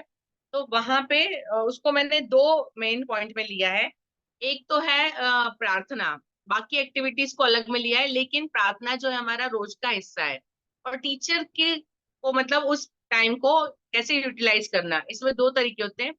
यदि आपकी प्रार्थना कोई बड़ी जगह है और आप वहां पे सारे इकट्ठे मिलके करते हैं, या जैसे हमारे यहाँ पे पॉसिबल नहीं है इतने सारे बच्चों को रोज ले जाना लाना, क्योंकि सारे बच्चे यदि एक बार निकलते हैं तो वो कम से कम 20 मिनट 25 मिनट लगते हैं। तो हमारे यहाँ प्रार्थना क्लास में ही बच्चे होते हैं, सब क्लास में स्पीकर लगे वहीं पे होती है। तो उसके अंदर कितना वेरिएशन हर टीचर अपनी तरफ से, एक तो माइक तक आके प्रार्थना को अरेंज करना, और दूसरा अपनी क्लास में जब प्रेयर होती है उसको खत्म होने के बाद एज ए क्लास टीचर हर रोज बच्चों को अपनी तरफ से कोई एक नई चीज देना, कुछ मतलब मॉरल ड्यूटीज समझाना, कुछ ऐसी बातें समझाना, कोई एक सुविचार लिखना क्लास के अंदर, या बच्चों से कोई भी मौसम के बारे में या कुछ कोई बड़ी हैपनिंग हुई तो उसके बारे में बात करना, कि जैसे कोई आकाशीय घटना होने वाली है, कुछ साइंस में कुछ होने वाला है। जैसे अभी 2 दिन पहले नो शेडो डे था इंडिया के अंदर, जिस दिन 12 बजे कोई शेडो नहीं बनती, एग्जैक्ट सिर पे सूरज आने वाला था। इट वॉज 12 जून को था शायद मेरे हिसाब से। तो वो मुझे एक टीचर आके बोल के गई, लेकिन उस दिन बच्चे नहीं थे तो वो बताने का मतलब नहीं था। लास्ट ईयर जब बच्चे थे उस वक्त नो शेडो डे आया था। 2 बार आता है हमारे यहाँ साल में इक्विनॉक्स के टाइम। तो तब हमने किया था तो बच्चों को बताया था। तो ऐसे अपनी तरफ से टीचर कितनी एक्स्ट्रा चीजें लाते हैं बताने के लिए। प्रार्थना के बाद जैसे टेबल्स बुनवाना, थॉट बोलना, या कोई डिस्कशन करना किसी टॉपिक पे, न्यूज़पेपर रीडिंग की हैबिट डलवाना, बच्चों से कुछ न्यूज पूछना। तो ये अपने उनके टॉपिक्स है। दूसरा जो है मेरा टॉपिक, इसको मैंने 5 मार्क्स दिए। दूसरे को परीक्षा संबंधी कामकाज, टीचर का जो एडमिनिस्ट्रेशन वर्क होता है उसमें पेपर टाइम पे बना के सबमिट करना, पेपर के बंडल एग्जाम के बाद चेक करके, टेस्ट के बाद चेक करके, जैसे हमारे यहाँ वीकली टेस्ट होता है तो अगले वीकली टेस्ट के पहले बच्चों को मिल जाना चाहिए। तो वो टीचर उसको टाइम पे पूरा करता है कि नहीं। जब टीचर सुपरविजन कर रहे हैं तो वो सुपरविजन कितना सही है। और जब रिजल्ट बनाते हैं तो रिजल्ट प्रॉपरली टाइम पे होता है, रिजल्ट में गलतियां तो नहीं होती है। क्योंकि हम लोग जब जैसे पेपर चेक हो गए, एक टीचर ने पेपर चेक किया तो दूसरा टीचर फिर उसको रीचेक करता है उन्होंने कैलकुलेशन सही किया है या नहीं। क्योंकि ऐसा होता है कई बार बहुत सारा चेक करते हुए टीचर से गलती हो जाती है, तो दूसरा टीचर रीचेक करता है कैलकुलेशन सही है, हर एक क्वेश्चन को मार्क दिया नहीं दिया। उसके बाद जब मार्कशीट बनती है तो पेपर से जो मार्कशीट में लिखे गए, तो फाइनल मार्कशीट में जब हाथ में आते हैं तो उसको पेपर के बंडल के साथ रीचेक किया जाता है कि पेपर के बंडल में और उस मार्कशीट में मार्क्स सेम है या अलग है। तो वो आपस में टीचर को करना। तो इन सारे कामों के अंदर टीचर कितना परफेक्ट है और कितना टाइम पे करता है, दोनों चीजें हैं। तो उसके हिसाब से हम इनको इवेल्युएट कर सकते हैं। तो ये दोनों 5 5 मार्क्स के, ये 10 मार्क्स मैंने किए हैं। अभी जो लास्ट मेरा 5th पॉइंट है, को करिकुलर एक्टिविटीज या पाठ्येतर प्रवृत्ति जिसको बोलते हैं, इसके अंदर मैंने 3 टॉपिक लिए हैं। Neeraj ji next to next slide आ जाएगी अब। इसमें 3 टॉपिक लिए हैं, ये हो गया। इसके बाद ये भी हो चुका। इसके बाद जी, नहीं, इसके पहले वाला जी, पेन पेपर परीक्षा जिस पे लिखा है पहला, सॉरी। ओके, खेल। खेल, अभी खेलों के अंदर टीचर खुद रुचि लेते हैं कि नहीं, बच्चों को प्रोत्साहित करने का काम टीचर करते हैं या नहीं। क्योंकि जैसे हमारे यहाँ टीचर है, जो एक्टिविटी टीचर्स हैं, जो स्पोर्ट्स के टीचर हैं, वो क्या करती है, अभी इस फ्राइडे, कल फ्राइडे है, कल उनका एक्टिविटी का पीरियड आएगा। कल टीचर पूरी क्लास को लेकर जाएगी और टीचर कुछ एक टेस्ट देती है, टीचर अपनी तरफ से थोड़ा सा जंप करवाएगी, थोड़ा सा रनिंग करवाएगी, और कुछ एक एक्टिविटी ऐसी करवाएगी, कुछ एक चीज दूर रखेगी, उसको लेके तुरंत वापस आना है। और वो मेजर करती है कि किसकी हाइट अच्छी है तो कौन सा रनिंग में अच्छा है, तो कौन सा क्विकली खड़ा होकर बैठ सकता है। बॉल लेके टीचर उनको कैच करवाएगी एक बच्चे से दूसरे बच्चे को, तो किसका ग्रास्पिंग कितना अच्छा, कौन कितनी जल्दी उसको आइस से कैच करता है, देन उस जगह पे पहुंचता है। तो टीचर इस तरह से अलग अलग तरीके से चेक करती है, और फिर टीचर उनको लिखती है कि कौन सा बच्चा किस स्पोर्ट्स के लिए सुटेबल है। बच्चे आते हैं, कई बार मुझे कंप्लेन करते हैं कि मैडम हमको तो खो खो में जाना है, मैं लेकिन मैम हमको वॉलीबॉल में भेज रहे हैं। मैं उनको समझाती हूँ कि मैम यदि आपको वॉलीबॉल में भेज रहे हैं तो मैम को पता है कि आपकी हाइट अच्छी है, आपके हाथों की ग्रिप अच्छी है, आप थ्रो बॉल अच्छे से करते हो। यदि वो आपको कबड्डी में नहीं भेज रहे तो टीचर चेक करती है कि भाई यदि वो बच्चा वहां से यहाँ तक आने में उसकी सांस फूल गई तो टीचर कबड्डी में नहीं लेती है उसको, क्योंकि वो उसको नहीं परफॉर्म कर पाएगा। तो टीचर कितना, मतलब बच्चों को भी इवेल्युएट करना, उनको फिर उसके लिए मोटिवेट करना, ठीक है। और हर एक गेम के हिसाब से उनको जानकारी देना, उनको बताना कि इस गेम में ये होता है। बच्चों की चॉइस नो डाउट इम्पोर्टेंट है, लेकिन बच्चों की कैपेसिटी भी इम्पोर्टेंट है। सिर्फ चॉइस से नहीं होता है, कोई भी बच्चा है मुझे ये करना है लेकिन उसकी कैपेसिटी नहीं है और टीचर उसको करवाए, तो कभी कभी ऐसा हो सकता है, जैसे कई बार ऐसा होता है, रनिंग होती है तो उसमें बहुत सारे बच्चे मैंने देखा है दौड़ने के लिए शुरू हो जाते हैं, दौड़ना शुरू कर देते हैं, लेकिन उनकी कैपेसिटी जैसे खत्म होती है, 200 मीटर की रन में भाग ले लिया, 100 मीटर के बाद वो गिर जाते हैं चक्कर खा के। देन फिर वो आया, दौड़ रही है ग्लूकोज लेके, ये वो। तो कैपेसिटी भी, सिर्फ चॉइस पॉसिबल नहीं है, तो टीचर कितना इस कैपेसिटी को देख सकता है, समझ सकता है और उसके हिसाब से बच्चों को बता सकता है, ठीक है। नेक्स्ट है सांस्कृतिक गतिविधियां या उत्सव मनाना, त्योहारों के बारे में। तो टीचर कितना एंथुजियास्टिकली उसमें भाग लेता है, अपनी तरफ से कितनी जिज्ञासा हम देते हैं और ड्यूटी करते हैं, और अपनी तरफ से नए लाना, सर ये करें, मैडम ये करें, मेरा ये विचार है। जैसे मेरे एक सर है, संस्कृत के सर है, वो एक मतलब हमारे यहाँ पे एसजीवीपी एक स्वामीनारायण गुरुकुल है, वो गुरुकुल से जुड़े हुए हैं, गुरुकुल से पढ़ के आए और उससे अभी भी जुड़े हुए हैं, उनके कामकाज में जाते रहते हैं। तो वो जब भी कुछ ऐसा होता है, मुझे उन्होंने हमारे यहाँ शुरू किया सिस्टम गीता जयंती मनाने का।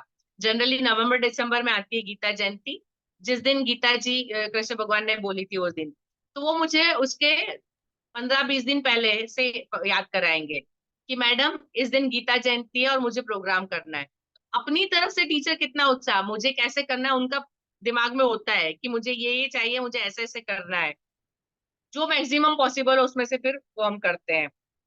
कितने नए नए तरीके लाते हैं टीचर अपनी तरफ से। कोई भी कार्यक्रम, हम जैसे एनुअल फंक्शन ही ले लें यदि, तो उसमें हर साल वेरिएशन चाहिए, एक चीजें नहीं करना, तो कितना थीम नई ढूंढना, कुछ नया तरीका ढूंढना, तो उसमें टीचर का इन्वॉल्वमेंट कितना होता है। हर एक जब एक्टिविटी होती है, हमारे यहाँ ये सिस्टम है कि एक ड्यूटी लिस्ट बन जाती है कि कौन क्या काम करेगा, है ना। एंकरिंग इसको करना है, बच्चों का डिसिप्लिन इसको देखना है, जितने पार्टिसिपेंट्स हैं उनकी लिस्ट इनको बनाना है, रिजल्ट इनको बनाना है। तो एक ड्यूटी बढ़ जाती है हर एक काम के हिसाब से, जो भी काम है, जैसे डेकोरेशन की ड्यूटी एक की होती है, फोटोज कलेक्शन की ड्यूटी एक की होती है, हर एक एक्टिविटी का फोटो आना चाहिए तो पर्टिकुलर।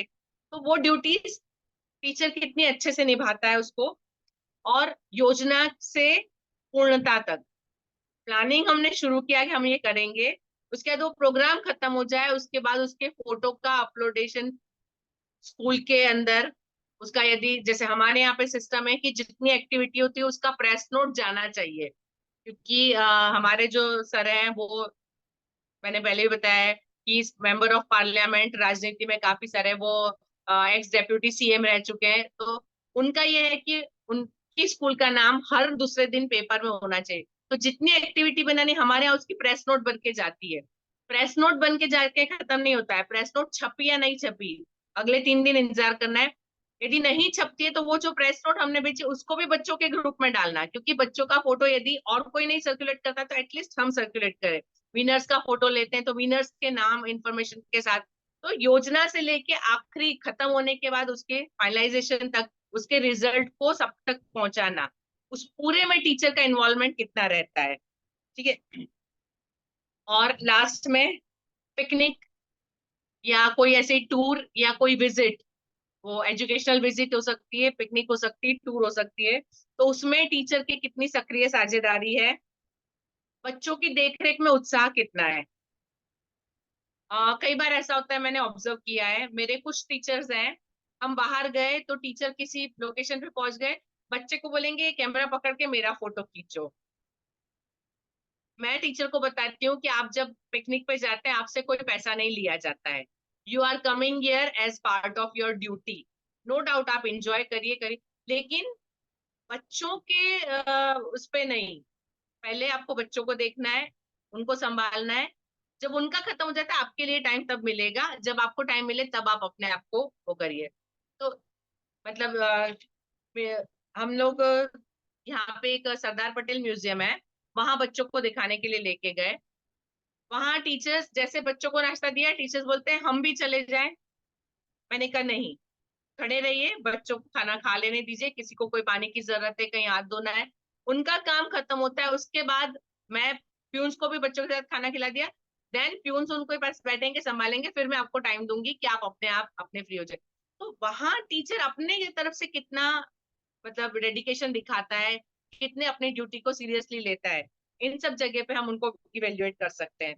तो ये इन तीनों के लिए मैंने 5-5 पॉइंट रखे हैं। यहाँ मेरा ये टीचर का इवेल्युएशन 100 पॉइंट कंप्लीट होता है। अभी कोई टॉपिक रहता है जहाँ पे हम इवेल्युएट कर सकते हैं?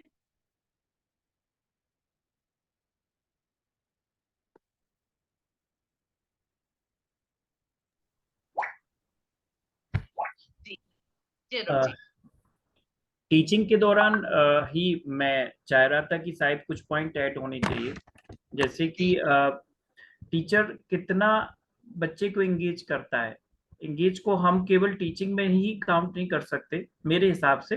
कई बार बच्चे को फील्ड पे भी भेजते हैं, कई बार बच्चों से एक्टिविटीज भी कराते हैं जिसको हम फील्ड वर्क कह सकते हैं, या प्रैक्टिकल वर्क, क्योंकि जो न्यू एजुकेशन पॉलिसी है उसमें एक बहुत बड़ा मैटर है स्टूडेंट पार्टिसिपेशन, और प्रैक्टिकल बेस्ड बच्चे को नॉलेज दिया जाए। तो मेरे ख्याल से ये पॉइंट इसमें समाहित होना चाहिए कि जब भी इवैल्यूएशन हो, उनकी एक्टिविटीज कितना टीचर एक्टिवली बच्चों से करा रहा है वो भी इसमें मेंशन होना चाहिए। जी मैंने लिया छात्रों की भागीदारी,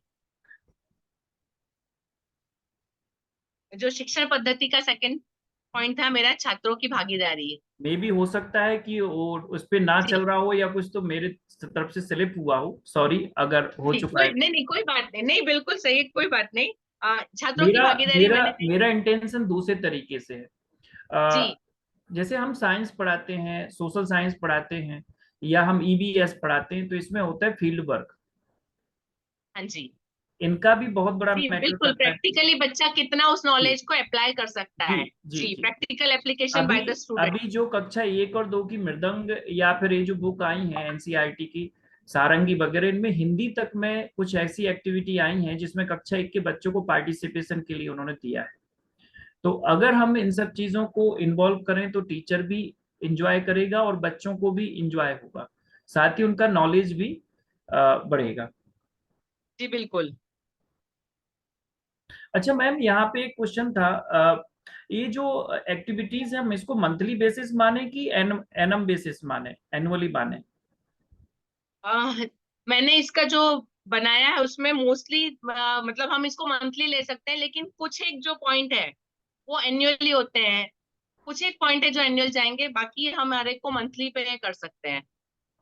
मोस्ट ऑफ द पॉइंट हम मंथली इवेल्युएशन। इससे एक चीज और होगी, यदि मंथली इवेल्युएशन होता है तो यदि पिछले मंथ में कोई टीचर का पर्टिकुलर किसी एक टॉपिक पे कम मार्क्स है तो उसमें कितना उनका बढ़ोतरी हुई या कम हुआ वो हम उसको कंपैरिजन हमको मिल सकता है।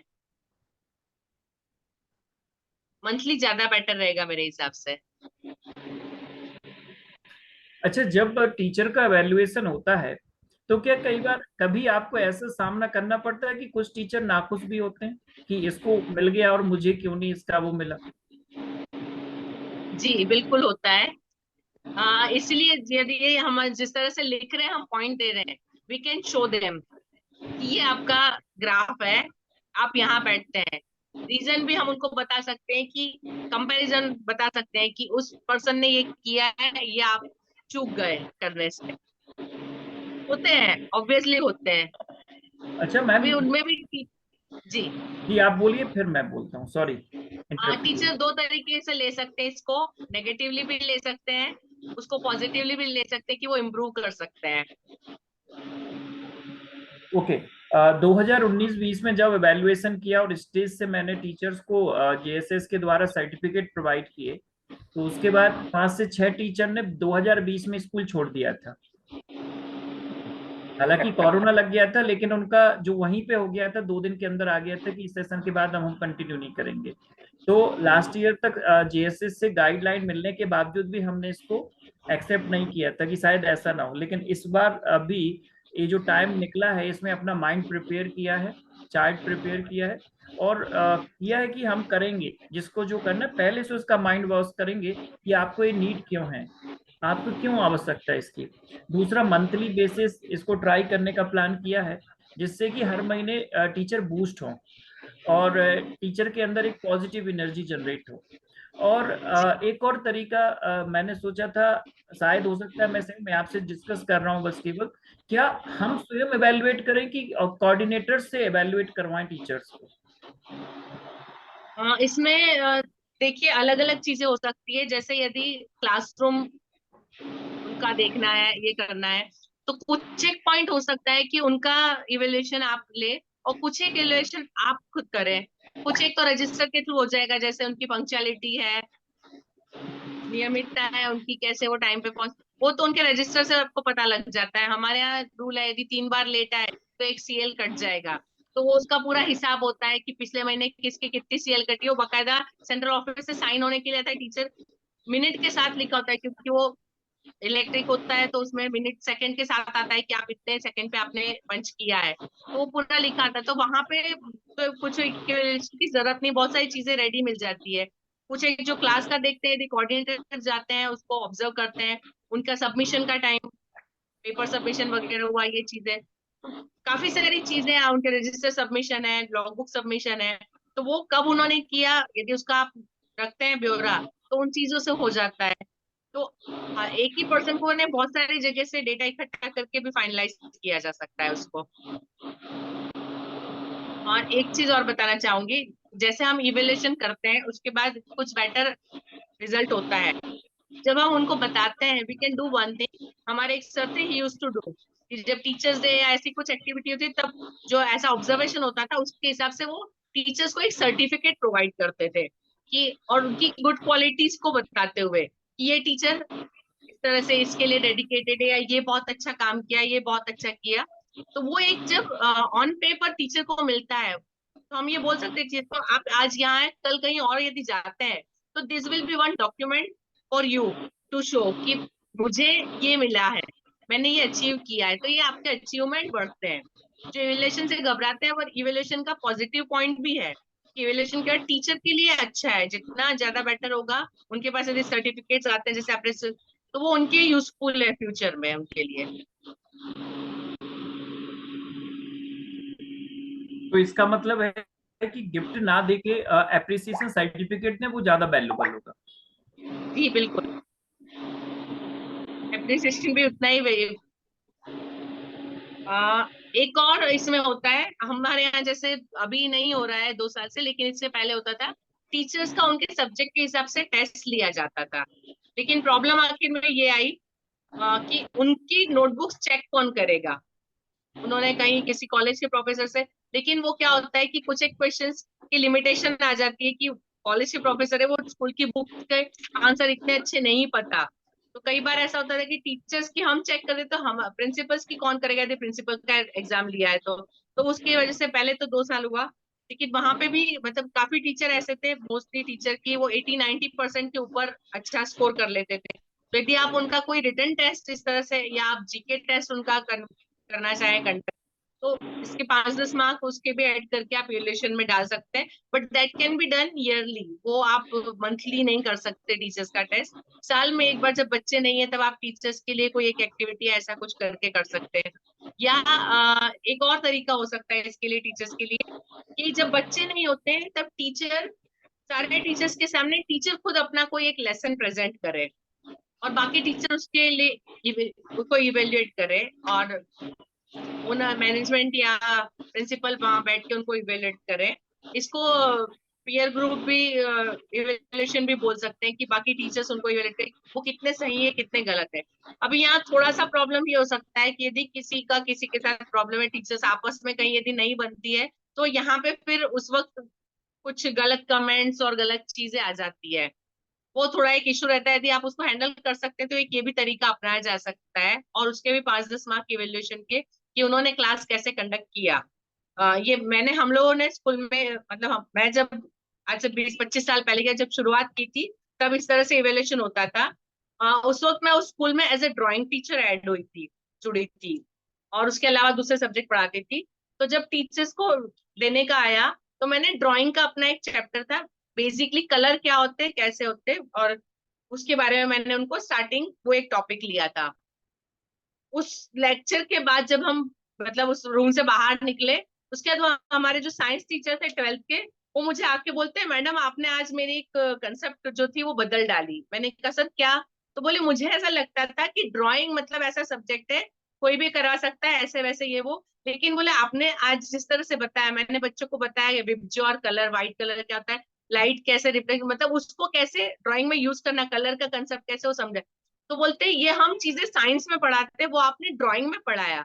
मैंने कहा सर आपको लगता है कि ड्राइंग मतलब साइंस से अलग है या मैथ से अलग है? तो ऐसा नहीं है, क्योंकि इसके अंदर भी जब ड्राइंग करते हैं तो प्रपोर्शन देखना होता है, यदि फिगर बनाना है तो प्रपोर्शन देखना होता है, लाइट शेड देखना होता है, बहुत सारी चीजें होती है।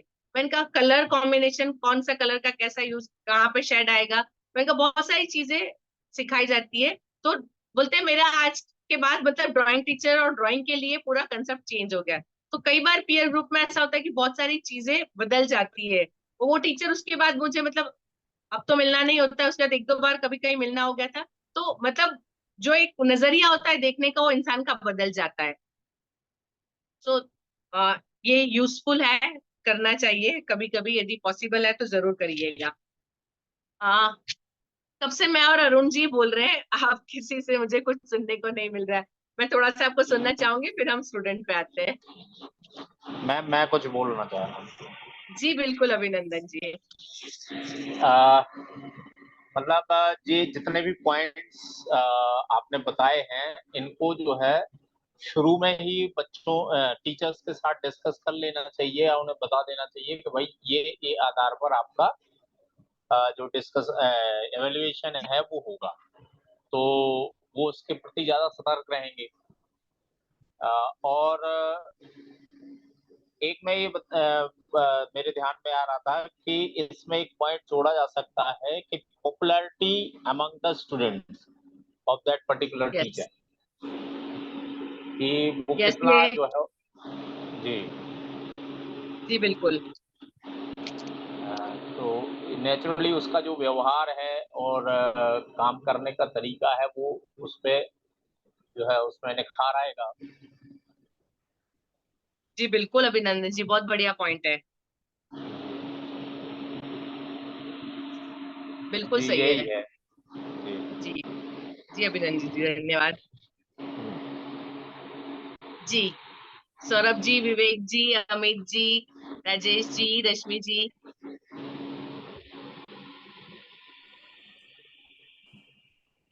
मैम ये टीचर वैल्यूएशन की जो बात है, मतलब करने की इच्छा बहुत है पर कर नहीं पाते। आपने बता दिया कैसे करना है, तो इसका आप फॉर्मेट भी देंगे क्या मैम, इसका कैसे तरीके से? जी जी हाँ एक्सेल तो शीट रेडी है, मैं अभी शेयर करती हूँ। ठीक है मैम, तो इससे क्या है आसान हो जाएगा, उसमें मार्क्स भी लिखे रहेंगे। हाँ जी, मैंने मार्क्स भी आउट ऑफ 5 आउट ऑफ 10 जो मैंने आपको बताया वो मैंने उसको लिख के रखा है। आप उसको इससे वाकई मॉडिफाई में भी कर सकते हैं। इससे फायदा जरूर होगा, क्योंकि जो टीचर कोई कोई करके लाते हैं, कोई करके नहीं लाते, जैसे लेसन प्लान है, कोई बना के लाते हैं, कोई नहीं बना के लाते हैं, कोई पार्टिसिपेट करते हैं, कोई नहीं करते, तो टीचर से बता दिया जाएगा कि भाई आपका एवेल्यूएशन हो रहा है, इस चीज का आपका हर जगह। तो मैम हर महीने इसका करते हुए सर्टिफिकेट देना है, ऐसा ऐसा करना है हर महीने ही?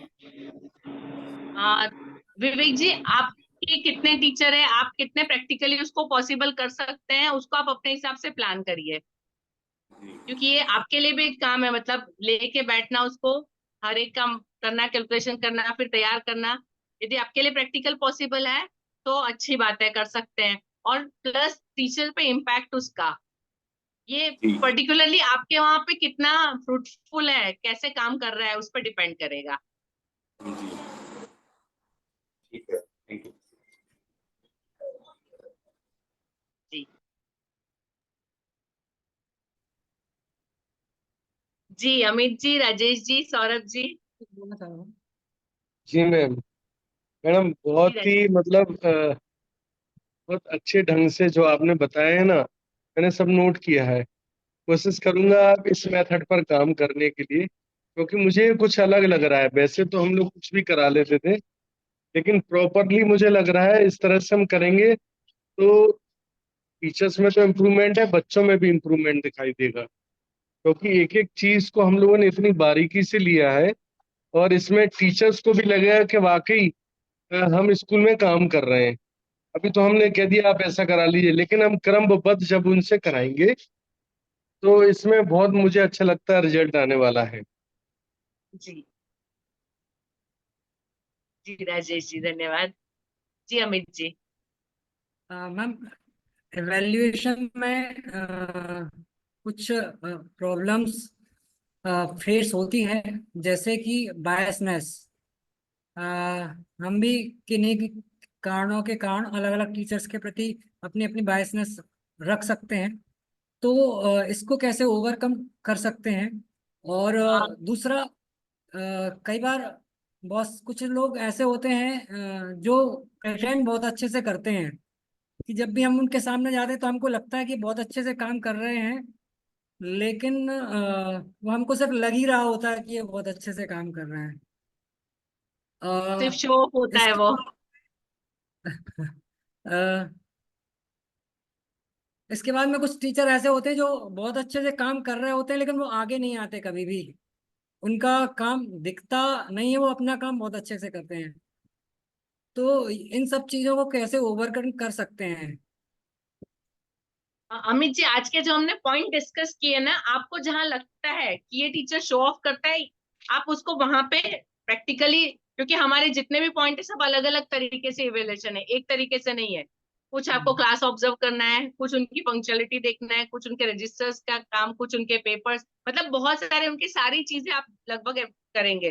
तो जब हर जगह पे आप करते हैं, वहां पे छोटा छोटा इवेल्युएशन होगा, तो वहां पे आउट ऑफ 5 1 मार्क आएगा, 2 मार्क आएगा, कहीं पे हो सकता है 4 5 जाए, लेकिन जहां 1 2, तो जब टोटल होगा तब आपको समझ में आएगा कि ये 70% पे बैठता है, ये 30% पे बैठता है। एक बार इस इवेल्युएशन को करके देखिए, तो ये जो शो ऑफ वाला जो एक अभी तक नहीं किया है, तो एक जनरल वो बन जाता है। और क्या होता है, हमारी मेमोरी में जो ज्यादा इम्पैक्ट करती है चीजें वो रह जाती है, और जो चीजें छूट जाती है, जब हम पेन पेपर लेके बैठते तो वो सारी चीजें इवेल्युएट होगी। तो वो जो छूटा है उसका इवेल्युएशन आएगा, तब आप मतलब उसका पिक्चर सही शायद सामने आएगा। एक बार कोशिश करके देखिए। और सबसे पहले आपने क्या कहा था? बायसनेस। पहला क्वेश्चन, बायसनेस। यस, बायसनेस थोड़ा सा हमको भी प्रैक्टिकल होना पड़ेगा। अपनी बायसनेस, अभी मैं मतलब थोड़ा सा इससे हट के बात कर रही हूँ। एक हितेश सोमपुरा करके यूट्यूब पे है, यदि आप कभी सर्च करें, he is showing about the awareness. मतलब ध्यान करना, मतलब किसी एक पे ध्यान नहीं देना, अवेयरनेस हर चीज से हट के। तो ही इज शोइंग कि आप अपने आप को भी ऐसे देखिए कि आप अपने आप को किसी वीडियो कैमरा में देख रहे हैं। आप जब कोई काम करते हैं तो एक वीडियो कैमरा लगा के अपने को ऊपर से देखिए कि क्या ये सही है या गलत है। अब ये सोचिए कि मुझे कोई और पर्सन देख रहा है और ऐसे करते हुए देखेगा, तो जो बायसनेस से हटना है हमको, तो यदि हम अपने आप को थर्ड पर्सन बन के देखेंगे तो हमारी बायसनेस शायद कम हो सकती है, हम उसको मैनेज कर सकते हैं। अब थोड़ी सी मतलब वो अलग लेवल की बात है, हम प्रैक्टिकल से अलग बात कर रही हूँ मैं, बट आई होप कि आप समझ पा रहे होंगे मैं क्या कहना चाह रही हूँ। हम अपने आप को अपने से अलग करके सोच के देखें कि कैमरा लगा कि am I doing this right और रॉन्ग। हम पर्सन अलग है और अपने आप को अलग कर दे उससे जब कर रहे हैं उस वक्त, कि ये पर्सन ये कर रहा है, ये सही कर रहा है गलत, तो हमको समझ आएगा कि हाँ ये गलत है और ये सही है। तो उस बायसनेस को शायद हम कम कर पाए। कोशिश करिएगा। जी मैम, ट्राई हाँ, करें। जी। अभी है नेक्स्ट विद्यार्थी मूल्यांकन। इस पे मैं ज्यादा डिस्कशन नहीं, बहुत छोटा डिस्कशन करूंगी क्योंकि आप लोग सब जानते हैं जो कर रहे हैं। विद्यार्थी मूल्यांकन के तरीके क्या है? हम जो करते हैं जनरली पेन पेपर एग्जाम, हम उनको रिटन क्वेश्चन पेपर देते हैं, बच्चे लिखते हैं, हम उसके ऊपर से करते हैं। इसके अंदर जो पेपर बनता है हमारा, एक जनरल ये होना चाहिए कि 40% ऐसा होना चाहिए कि हर एक बच्चा उसको अटेम्प्ट कर सके, एटलीस्ट मतलब पास हो सके, जो चीज उन्होंने पढ़ी है उसको वो कर ले। नेक्स्ट 40% थोड़ा लेवल अप, कि जिसने थोड़ी मेहनत की है वो दिखाई दे आपको। और 20% कुछ ऐसा ट्रिकी कि जिसने टोटली कंसेप्ट समझा है तो ही वो उसको आंसर कर सकता है। तो ये एक हमारा होना चाहिए। क्वेश्चंस दो तरह के होते हैं। एक मुक्त उत्तरीय प्रश्न, मतलब ऐसे टाइप लॉन्ग क्वेश्चंस जिसको फ्रीली बच्चे अपने आप से लिख सकते हैं। और दूसरे सीमित, जिसका होता है ऑब्जेक्टिव टाइप्स होते हैं, फिल इन द ब्लैंक्स वगैरह, कि जिसको लिमिटेड बच्चा कर सकेगा। तो जो मुक्त उत्तरीय होते हैं उसके अंदर आता है क्या, क्यों, कैसे, तो वहां बच्चे डिटेल लिखेंगे। और सीमित में कब, किसने, कहाँ, तो एक दो सेंटेंस या उस लाइन में। तो आपका जो पेपर है वो इन सारी चीजों को मिला के बना हुआ हो, खूब सारा प्रॉपर हो। तो बच्चों के इवेल्यूशन में जो पेन पेपर एग्जाम है वो लिमिटेड इस तरह से होती है। अभी उसके क्या कमियां और क्या है आप सब जानते हैं, हम मुझे इस पर डिस्कशन ज्यादा नहीं करना है। नेक्स्ट जो तरीका है वो है मौखिक परीक्षा, ओरल एग्जामिनेशन। ओरल एग्जामिनेशन के फायदे ये होते हैं कि एक तो ये इजी होता है, इसमें टीचर को कॉपी चेक करने की जरूरत नहीं, टीचर ने सुना मार्क्स रख दिए, फटाफट खत्म होती है। बच्चे के टोटल जो मतलब पर्सनालिटी है, उसने जितना भी सीखा उस पूरे का इवेल्युएशन होता है। जब बच्चे से कोई क्वेश्चन पूछा जाता है और उसकी तरह से आंसर देता है तो एक टोटल इवेल्युएशन होता है उसका। और जिन बच्चों को लिखने में प्रॉब्लम है या जिनकी हैंडराइटिंग खराब है या जो डर जाते हैं, वो इजीली इस ओरली एग्जाम दे के निकल सकते हैं। उनके ओरल एग्जाम के मार्क्स उनको थोड़ा बेटर रिजल्ट लाने में हेल्प कर सकते हैं। लेकिन यहाँ पे नुकसान भी थोड़े से हैं। जैसे अभी अमित जी ने कहा बायसनेस, तो टीचर की यदि बायसनेस है बच्चों की तरफ, तो ओरल में बच्चा अच्छा भी बोला तो शायद वो 1 मार्क कम लिखे, 2 मार्क कम लिखे, ये हो सकता है। ठीक है। या कोई संकोची बच्चा है, वो नहीं खुल के बोल पा रहा है, टीचर से डरता है कहीं कुछ हो गया और वो नहीं बोल पाया और मार्क्स अच्छे स्कोर नहीं हुए। या जिसको बोलने में प्रॉब्लम है, कुछ भाषा दोष है, वो प्रॉपर एक्सप्रेस नहीं कर पाता है, तो ये थोड़े बहुत इसके इश्यूज होते हैं। अदरवाइज एक मौखिक एग्जाम हो सकती है। हम इसको एटलीस्ट 20% वेटेज टोटल में दे सकते हैं। 100 मार्क के पेपर के 80 का रिटन पेपर हम ले और 20 का ओरल ले तो हम उसको मैनेज कर सकते हैं। और specially up to second standard oral exam जरूर होनी चाहिए, क्योंकि बच्चों की फिजिकल एबिलिटी इतनी नहीं होती है कि हर कोई इतना अच्छा लिख सके, इतना अच्छा कर सके। एटलीस्ट 7 साल तक तो बच्चों का ओरल टेस्ट का वेटेज हमको फाइनल एग्जाम में भी लेना चाहिए। मैम हमारे यहाँ पे उसके बाद 50% है। जी यानी कि शासन का 50% का नियम है, 50% वेटेज होना चाहिए। जी बढ़िया है। पर वहां पे फिर वो जो बायसनेस वाला यदि फैक्टर काम करता है तो प्रॉब्लम देता है उन बच्चों के लिए भी। कई बार ऐसा होता है कि वो बच्चे से आता है ओरल वाला एग्जाम है वहां बच्चे फेल हो रहे हैं, जब रिटर्न में आता है तब वो अच्छा स्कोर कर जाते हैं। तो वो बायसनेस भी कहीं काम करता है। जी। उसके बाद है खुली किताब परीक्षा, ओपन बुक सिस्टम।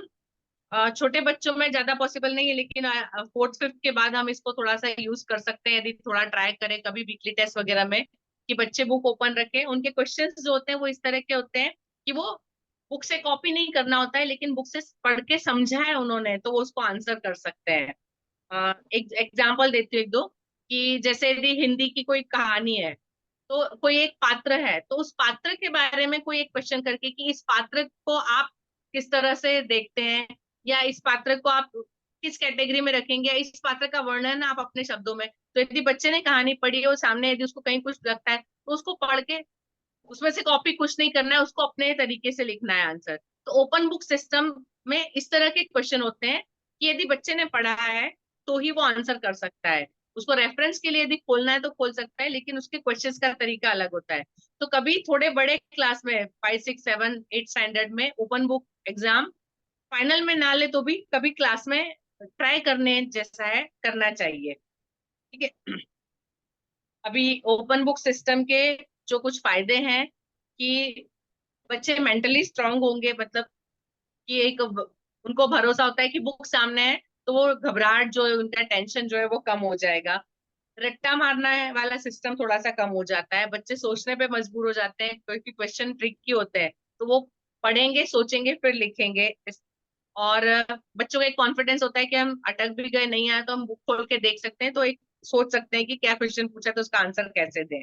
ठीक है। लेकिन कुछ मतलब जो इसके नुकसान है कि पता है बुक मिलने वाली है तो शायद इतनी तैयारी ना करे, इतना ध्यान ना दे। बुक सिस्टम में जो एवरेज बच्चे हैं वो भी पास होने के चांसेस निकल जाते हैं, तो ये उसका फायदा है कि वो बच्चे निकल सकते हैं। तो इसके दोनों पॉइंट्स हैं। ओपन बुक सिस्टम कोशिश कर सकते हैं, हम इसको यूज कर सकते हैं। लास्ट है प्रोजेक्ट वर्क। प्रोजेक्ट वर्क के अंदर बहुत सारे तरह के, जैसे साइंस के प्रोजेक्ट आप बच्चों को खुद प्रैक्टिकल सोचने के लिए, करने के लिए दें। जैसे मैंने आपको बताया अटल लैब, हमारे यहाँ पे अटल लैब के अंदर क्या करते हैं, जब बच्चों का साल में 1-2 बार ऐसे होता है कि उनके सामने उनको बोला जाता है कि आप पहले तो प्रॉब्लम अपने आसपास से ढूंढो, उस प्रॉब्लम का फिर सॉल्यूशन क्या होगा और उसके लिए फिर आप कैसे कुछ मैकेनिज्म बना सकते हैं। तो उसमें बच्चे बहुत सारी अलग अलग चीजें लेके आते हैं। जैसे कि एक बच्चे ने बनाया था कि भाई हम एक मतलब वो ड्रोन के साथ हम एक कुछ पिकअप करने के लिए लगाएंगे, वो ड्रोन घूमेगा जहाँ पे उसको कागज या रैपर कुछ दिखता है तो वो जाके उसको पिकअप करके लेके आएगा, या उसकी इंफॉर्मेशन उसको स्कैन करके उसके फोटोग्राफ भेजेगा कि गन की सफाई के लिए। तो बच्चों कितना सोच सकते हैं वो अपनी जो आसपास की प्रॉब्लम है उससे रिलेटेड। तो ऐसे कुछ प्रोजेक्ट, क्रिएटिव प्रोजेक्ट देना कि जिससे बच्चे थोड़े से सेंसिटिव उसको सोच सके। दूसरा, बच्चों को कुछ इंफॉर्मेशन इकट्ठी करने के लिए और उसका प्रेजेंटेशन, वहां बच्चे की पूरी पर्सनालिटी आपको समझ में आती है कि वो किसी चीज को कैसे देखता है, किसी डेटा को कैसे एनालाइज करता है, उसको कैसे प्रेजेंट करता है, उसकी लैंग्वेज कैसी है, बहुत सारी चीजें हो सकती है। तो किसी भी सब्जेक्ट में इस तरह के प्रोजेक्ट दिए जा सकते हैं, वो इन्फॉर्मेशन इकट्ठी करके लाके उसको प्रेजेंट करना सबके सामने। तो ये एक प्रोजेक्ट वर्क वाला एक तरीका है जिससे बच्चों को इवेल्युएट किया जा सकता है। इसके बाद इवेल्युएशन के जो तरीके होते हैं, ये 3-4 तरीके जो हम, है तो काफी सारे, बट मैं स्कूल के लिए ये 4 समझती हूँ। एक तो पीरियोडिक इवेल्युएशन जो हम अभी करते हैं कि पर्टिकुलर मंथली या क्वार्टरली एग्जाम लेना, 6 मंथली फाइनल एग्जाम लेना। ठीक है। दूसरा है कंटिन्यूअस इवेल्युएशन। कंटिन्यूअस इवेल्युएशन के अंदर ये होता है कि टीचर कंटिन्यूअसली बच्चे का जो परफॉर्मेंस है उसको हर वीक या हर 15 दिन में उसको लिख के और उसको पूरा रखा जाता है। जनरली छोटी क्लासेस के अंदर कंटिन्यूअस इवेल्युएशन आता है कि हमेशा बच्चे का कितना ग्रोथ हुआ, कितना चेंज आया, वो देखा जाता है, तो ये एक रखा जाता है। उसके बाद है निदानात्मक थेरेपिट डायग्नोस्टिक इवेल्युएशन। कई बार क्लास के अंदर ये होता है कि कुछ पर्टिकुलर, जैसे मैंने बताया ए क्लास के अंदर 15 बच्चे फेल हुए, बी क्लास के अंदर 5 बच्चे फेल हुए। तो ए क्लास में जो 15 बच्चे फेल हुए तो वो किस टॉपिक में या पर्टिकुलर किस चीज में, उनको लॉन्ग आंसर नहीं आया या पर्टिकुलर मैथ्स में कोई टॉपिक का फ्रैक्शन नहीं आया। तो ये डायग्नोस्टिक टेस्ट होता है बच्चों के लिए, फिर स्पेसिफिकली उन्हीं लेसन को या उन्हीं क्वेश्चन को टारगेट करके एक टेस्ट अरेंज करना कि बच्चे किस में ज्यादा कमजोर है। ठीक है। और ये जब वो डायग्नोस हो जाता है फिर उसके ऊपर काम किया जाता है, और जब वो काम कर लिया, उसको सिखा लिया, उसके लिए ट्रेनिंग दे दिया, उसके बाद फिर बच्चों का एक उपचारात्मक टेस्ट कि हमने पर्टिकुलर ये चीज सिखाई, उस चीज को, ग्रामर का ये टॉपिक में बच्चे वीक है तो उसी का एक सिर्फ उसी टॉपिक को लेके टेस्ट। तो ये एक उपचारात्मक या थेरेपिस्टिक टेस्ट होता है जो बच्चों का अरेंज किया जाता है। तो ये 3-4 तरीके हैं जो हम स्कूल में मैक्सिमम पॉसिबल है हमारे लिए। अभी चाइल्ड इवेल्यूशन आप सब लोग बहुत अच्छे से करते हैं तो इसलिए मुझे ज्यादा इसके लिए जरूरत नहीं लगी। I hope it is enough. बाकी हमारा जो गवर्नमेंट का है, हम उसको फॉलो करते हैं, वो जरूरी है हमारे लिए सिस्टम के हिसाब से, तो वो हम करते हैं, या हम ग्रेड देते हैं या मार्क्स देते हैं, डिपेंड्स ऑन द एज और हमारे तरीके पे। इसके अलावा आप में से कोई स्टूडेंट इवेल्यूशन में कोई पॉइंट ऐड करना चाहेगा?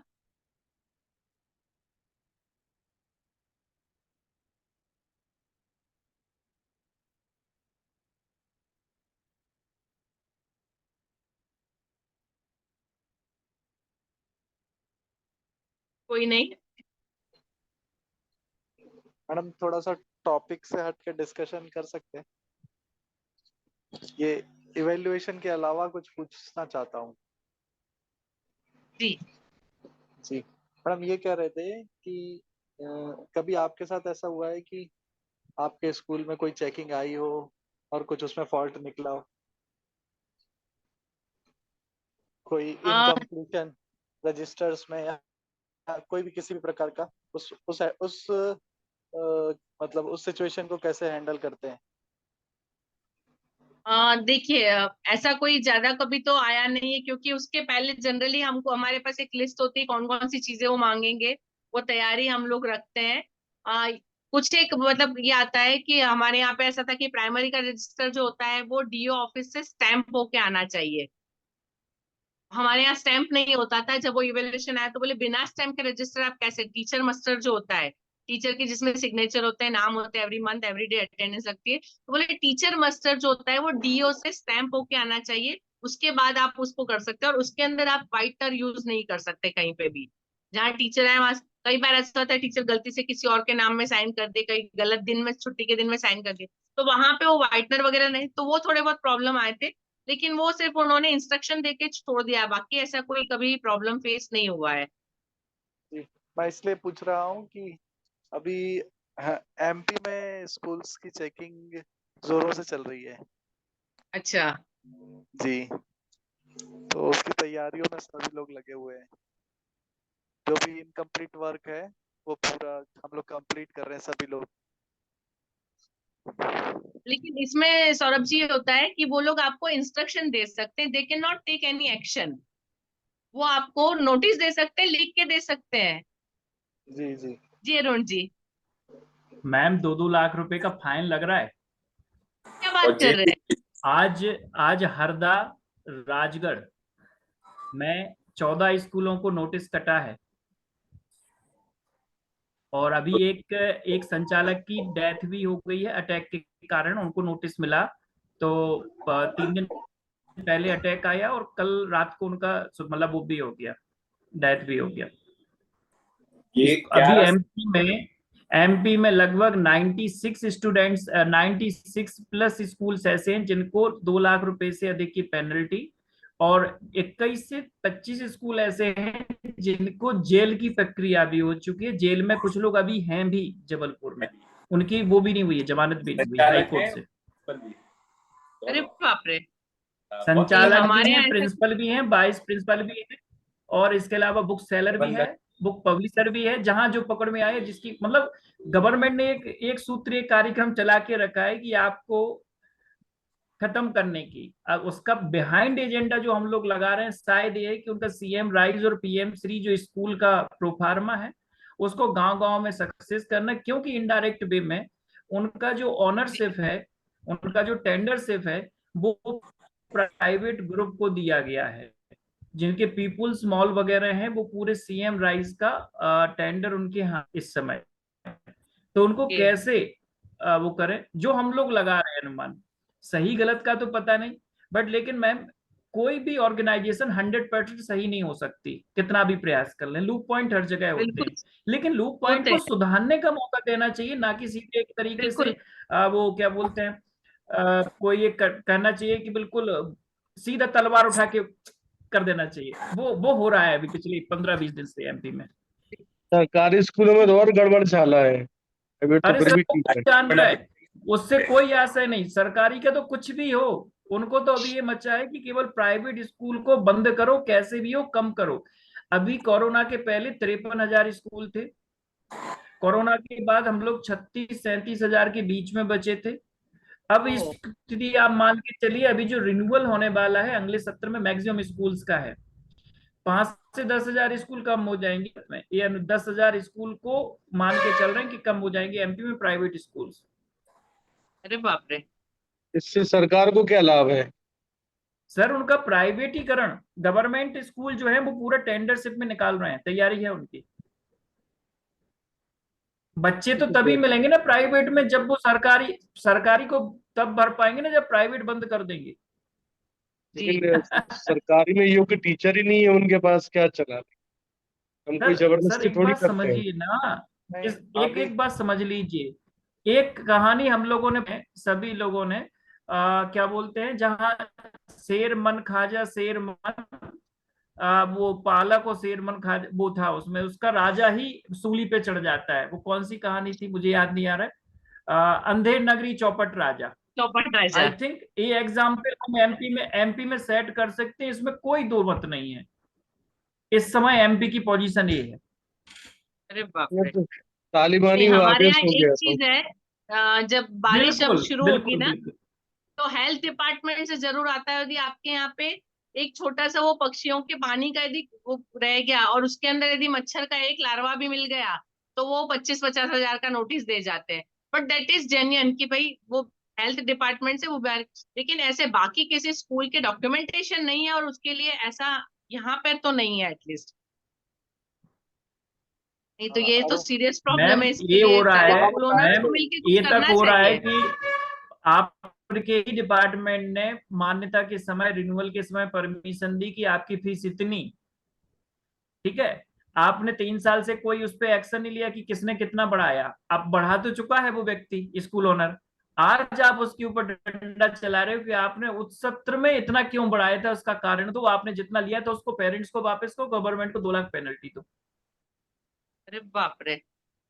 अर्थात ये अगर 10% से 0.% भी ज्यादा है तो उसकी डिस्ट्रिक्ट में कलेक्टर के सामने पेशी का प्रावधान है। अगर 15% से ऊपर है तो उसका एमपी में, मतलब भोपाल में उसका प्रावधान है उसकी पेशी लगने का। और अगर 10 में भी 400+ स्टूडेंट हैं तो उनकी टीम अभी आ रही है चेक करने के लिए। एक एक स्कूल में 4 से 5 घंटे का समय देती है, 5 से 6 लोगों की टीम होती है।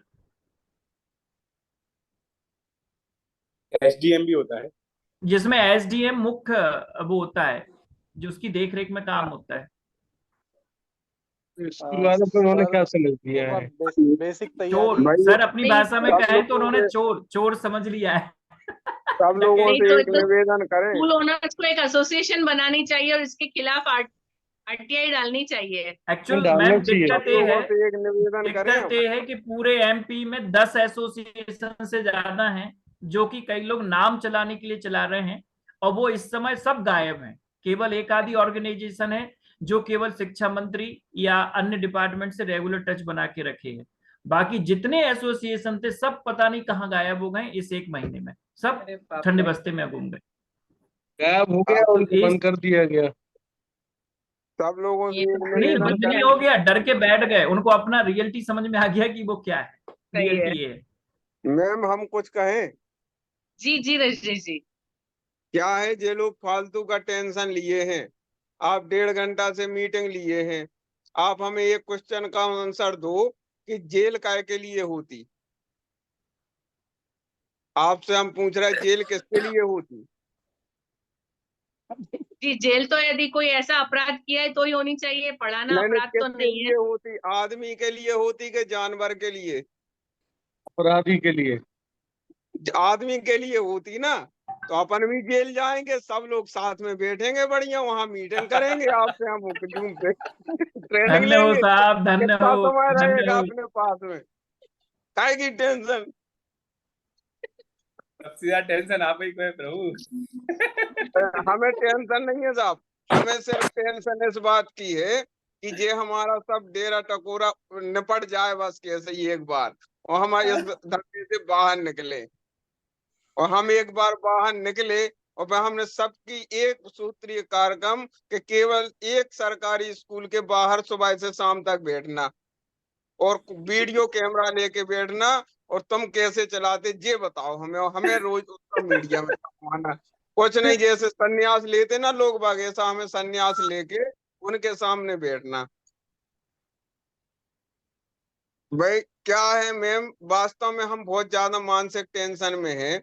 हम आप लोगों से कहना चाह रहे थे कि ये ट्रेनिंग तो बाद में हो जाएगी, अभी हम बहुत ज्यादा इस चीज में सोच में हैं कि सब लोग वास्तविक रूप में बहुत टेंशन में हैं। तो कोई ऐसा आप एक दिन मीटिंग कीजिए जिसमें सब कोई का माइंड फ्रेश हो जाए।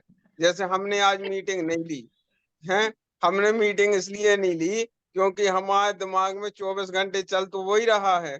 तो मीटिंग में बैठने का मन ही नहीं होता, और मन नहीं होता जब तक तो फिर कोई काम हो नहीं सकता है। तो जी हमने आज रश्मि को पकड़ा दिया था कि काम की तो बहुत बात हो रही, लेकिन हमारा मन नहीं है सुनने का। और जब हमारा मन नहीं होता किसी चीज का तो हम वो काम करते नहीं है। हम पूरे जी मन से करते या नहीं करते। तो ये एक बहुत जटिल समस्या है वास्तव में एमपी में मैम। पर अभी लेकिन मतलब इतनी ज्यादा जटिल है कि सब लोगों को अगर कहा जाए कि अपनी स्कूल की चाबी आप सरकार को दे दो, आज से आप मुक्त, तो यहाँ बैठे जितने लोग हैं तो 1 2 3 हम और चार चार लोगों की तो गारंटी है कि 4 लोग चाबी दे आएंगे कलेक्टर के यहाँ कि जे पकड़ो चाबी, आज से हम मुक्त, बाहर हम। तो अपन 2 लाख तो दे देवी, फिर क्या टेंशन है। 2 लाख के तो हम बिल्कुल 2 लाख तो अबे आ जाए वो कहेंगे 2 विवेक लाख जी, की पेमेंट कर विवेक दें। जी, पैसे का मैटर नहीं है, मैटर है मानसिक प्रताड़ना और जो अरे दादा, अखबारबाजी और एक कलंक। प्रतिष्ठा। हर बस चीज दुख का इस मैटर बात का है कि कहीं ना कहीं हम गलत साबित होंगे। गवर्नमेंट के लिए क्या है, वो तो एक नोटिस जारी कर देगी, अगले दिन अखबार में फोटो सहित फलाने स्कूल संचालक को पकड़ के ले गई और ऐसा ऐसा ऐसा ऐसा, कुछ नहीं भी हुआ है तो हुआ। अपने लिए सबसे ज्यादा कष्टदायक वो लम्हा होगा इस चीज। अरुण भैया, लेकिन अरुण भैया एक चीज है। जी जी जी रजनीश जी। देखो मैम, हमारे यहाँ बुंदेलखंड में एक कहावत है, जो जितना बदनाम हुआ उसका उतना नाम हुआ है। बराबर। जानता रजनी जैन को जब अखबार में छपेगा तो पूरा एमपी जानेगा कि रजनी जैन भी कोई स्कूल चलाते। रजनीश जी, ये तो अभी ये अपना बढ़िया। अपना नजरिया है देखने का। बट यदि गवर्नमेंट आपको यदि कोई देती है, नोटिस देती है, इस तरह से करती है, तो इस ये जब कानून में प्रावधान होते हैं कि यदि आपने कोई गलती, तो उसके पहले उसके नियम बनते हैं, उसके बाद नियम टूटते हैं। तो उनके नियमों की कोई जानकारी होगी आपके पास कि ये होना चाहिए, तब आप उसको क्या फॉलो कर सकते हैं। क्या हुआ मैम, 2020 में उन्होंने कानून लाए पर इम्प्लीमेंट नहीं करवाया।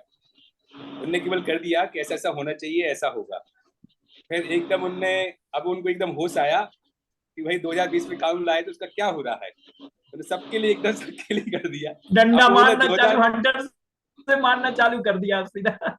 2020 से अभी तक का मैं तुम्हें हिसाब चाहिए, और नहीं दे रहे हो तो हम तुम्हें देख रहे हैं। समस्या यहाँ खड़ी हो गई। आप 2020 से हर साल मांगते तो हम लोग कोई समस्या नहीं।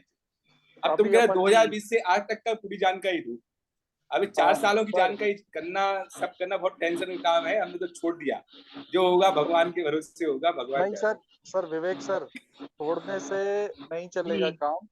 मान नहीं, लीजिए तो आप अपन कोशिश को करिए, उनकी जो लिस्ट है वो लेके बैठिए और उसको आप टिक करिए कि हम यहाँ सही है, यहाँ गलत है। तो जहाँ हाँ। लगता मैडम, है गलत है ऐसा उसको कोई सुधारा जा दिशा सकता निर्देश नहीं है उनका। उनका कोई दिशा निर्देश नहीं कि वो क्या चेक करने वाले हैं। है। ये तो होना चाहिए दिशा निर्देश उनके कि उनको इतना चाहिए।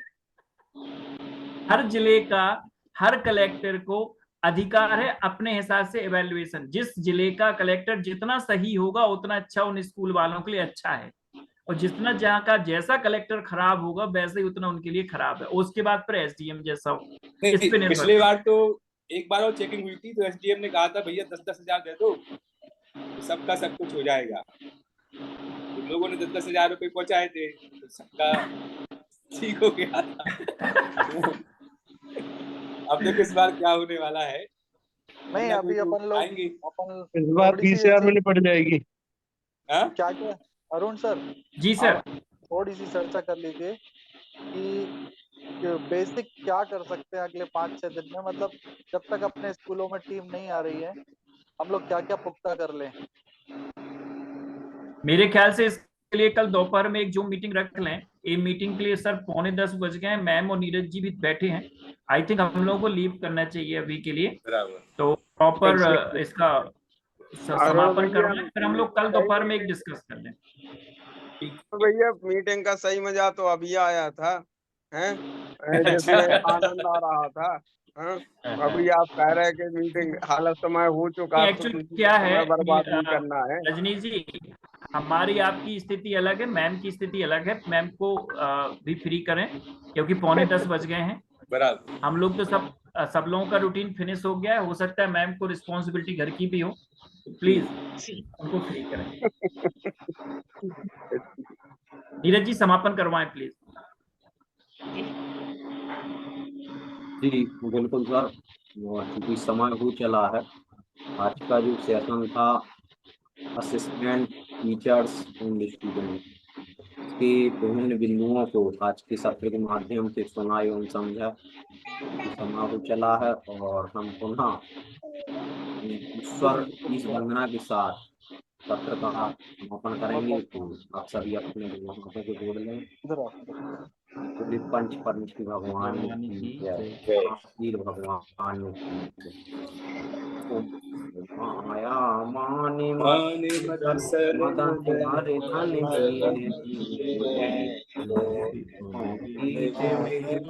ज्ञान धारण धीर योग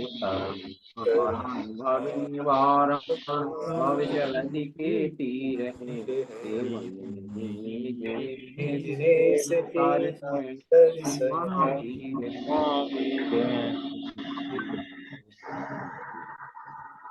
के साथ आज के आप सभी के लिए बेस्ट धन्यवाद। ऑफ लक आप सभी को। Thank you ma'am. चेकिंग ना आए। Thank you ma'am. बोलो जय जिनेंद्र, शुभ रात्रि। जय जिनेंद्र, जय जय को प्रणाम।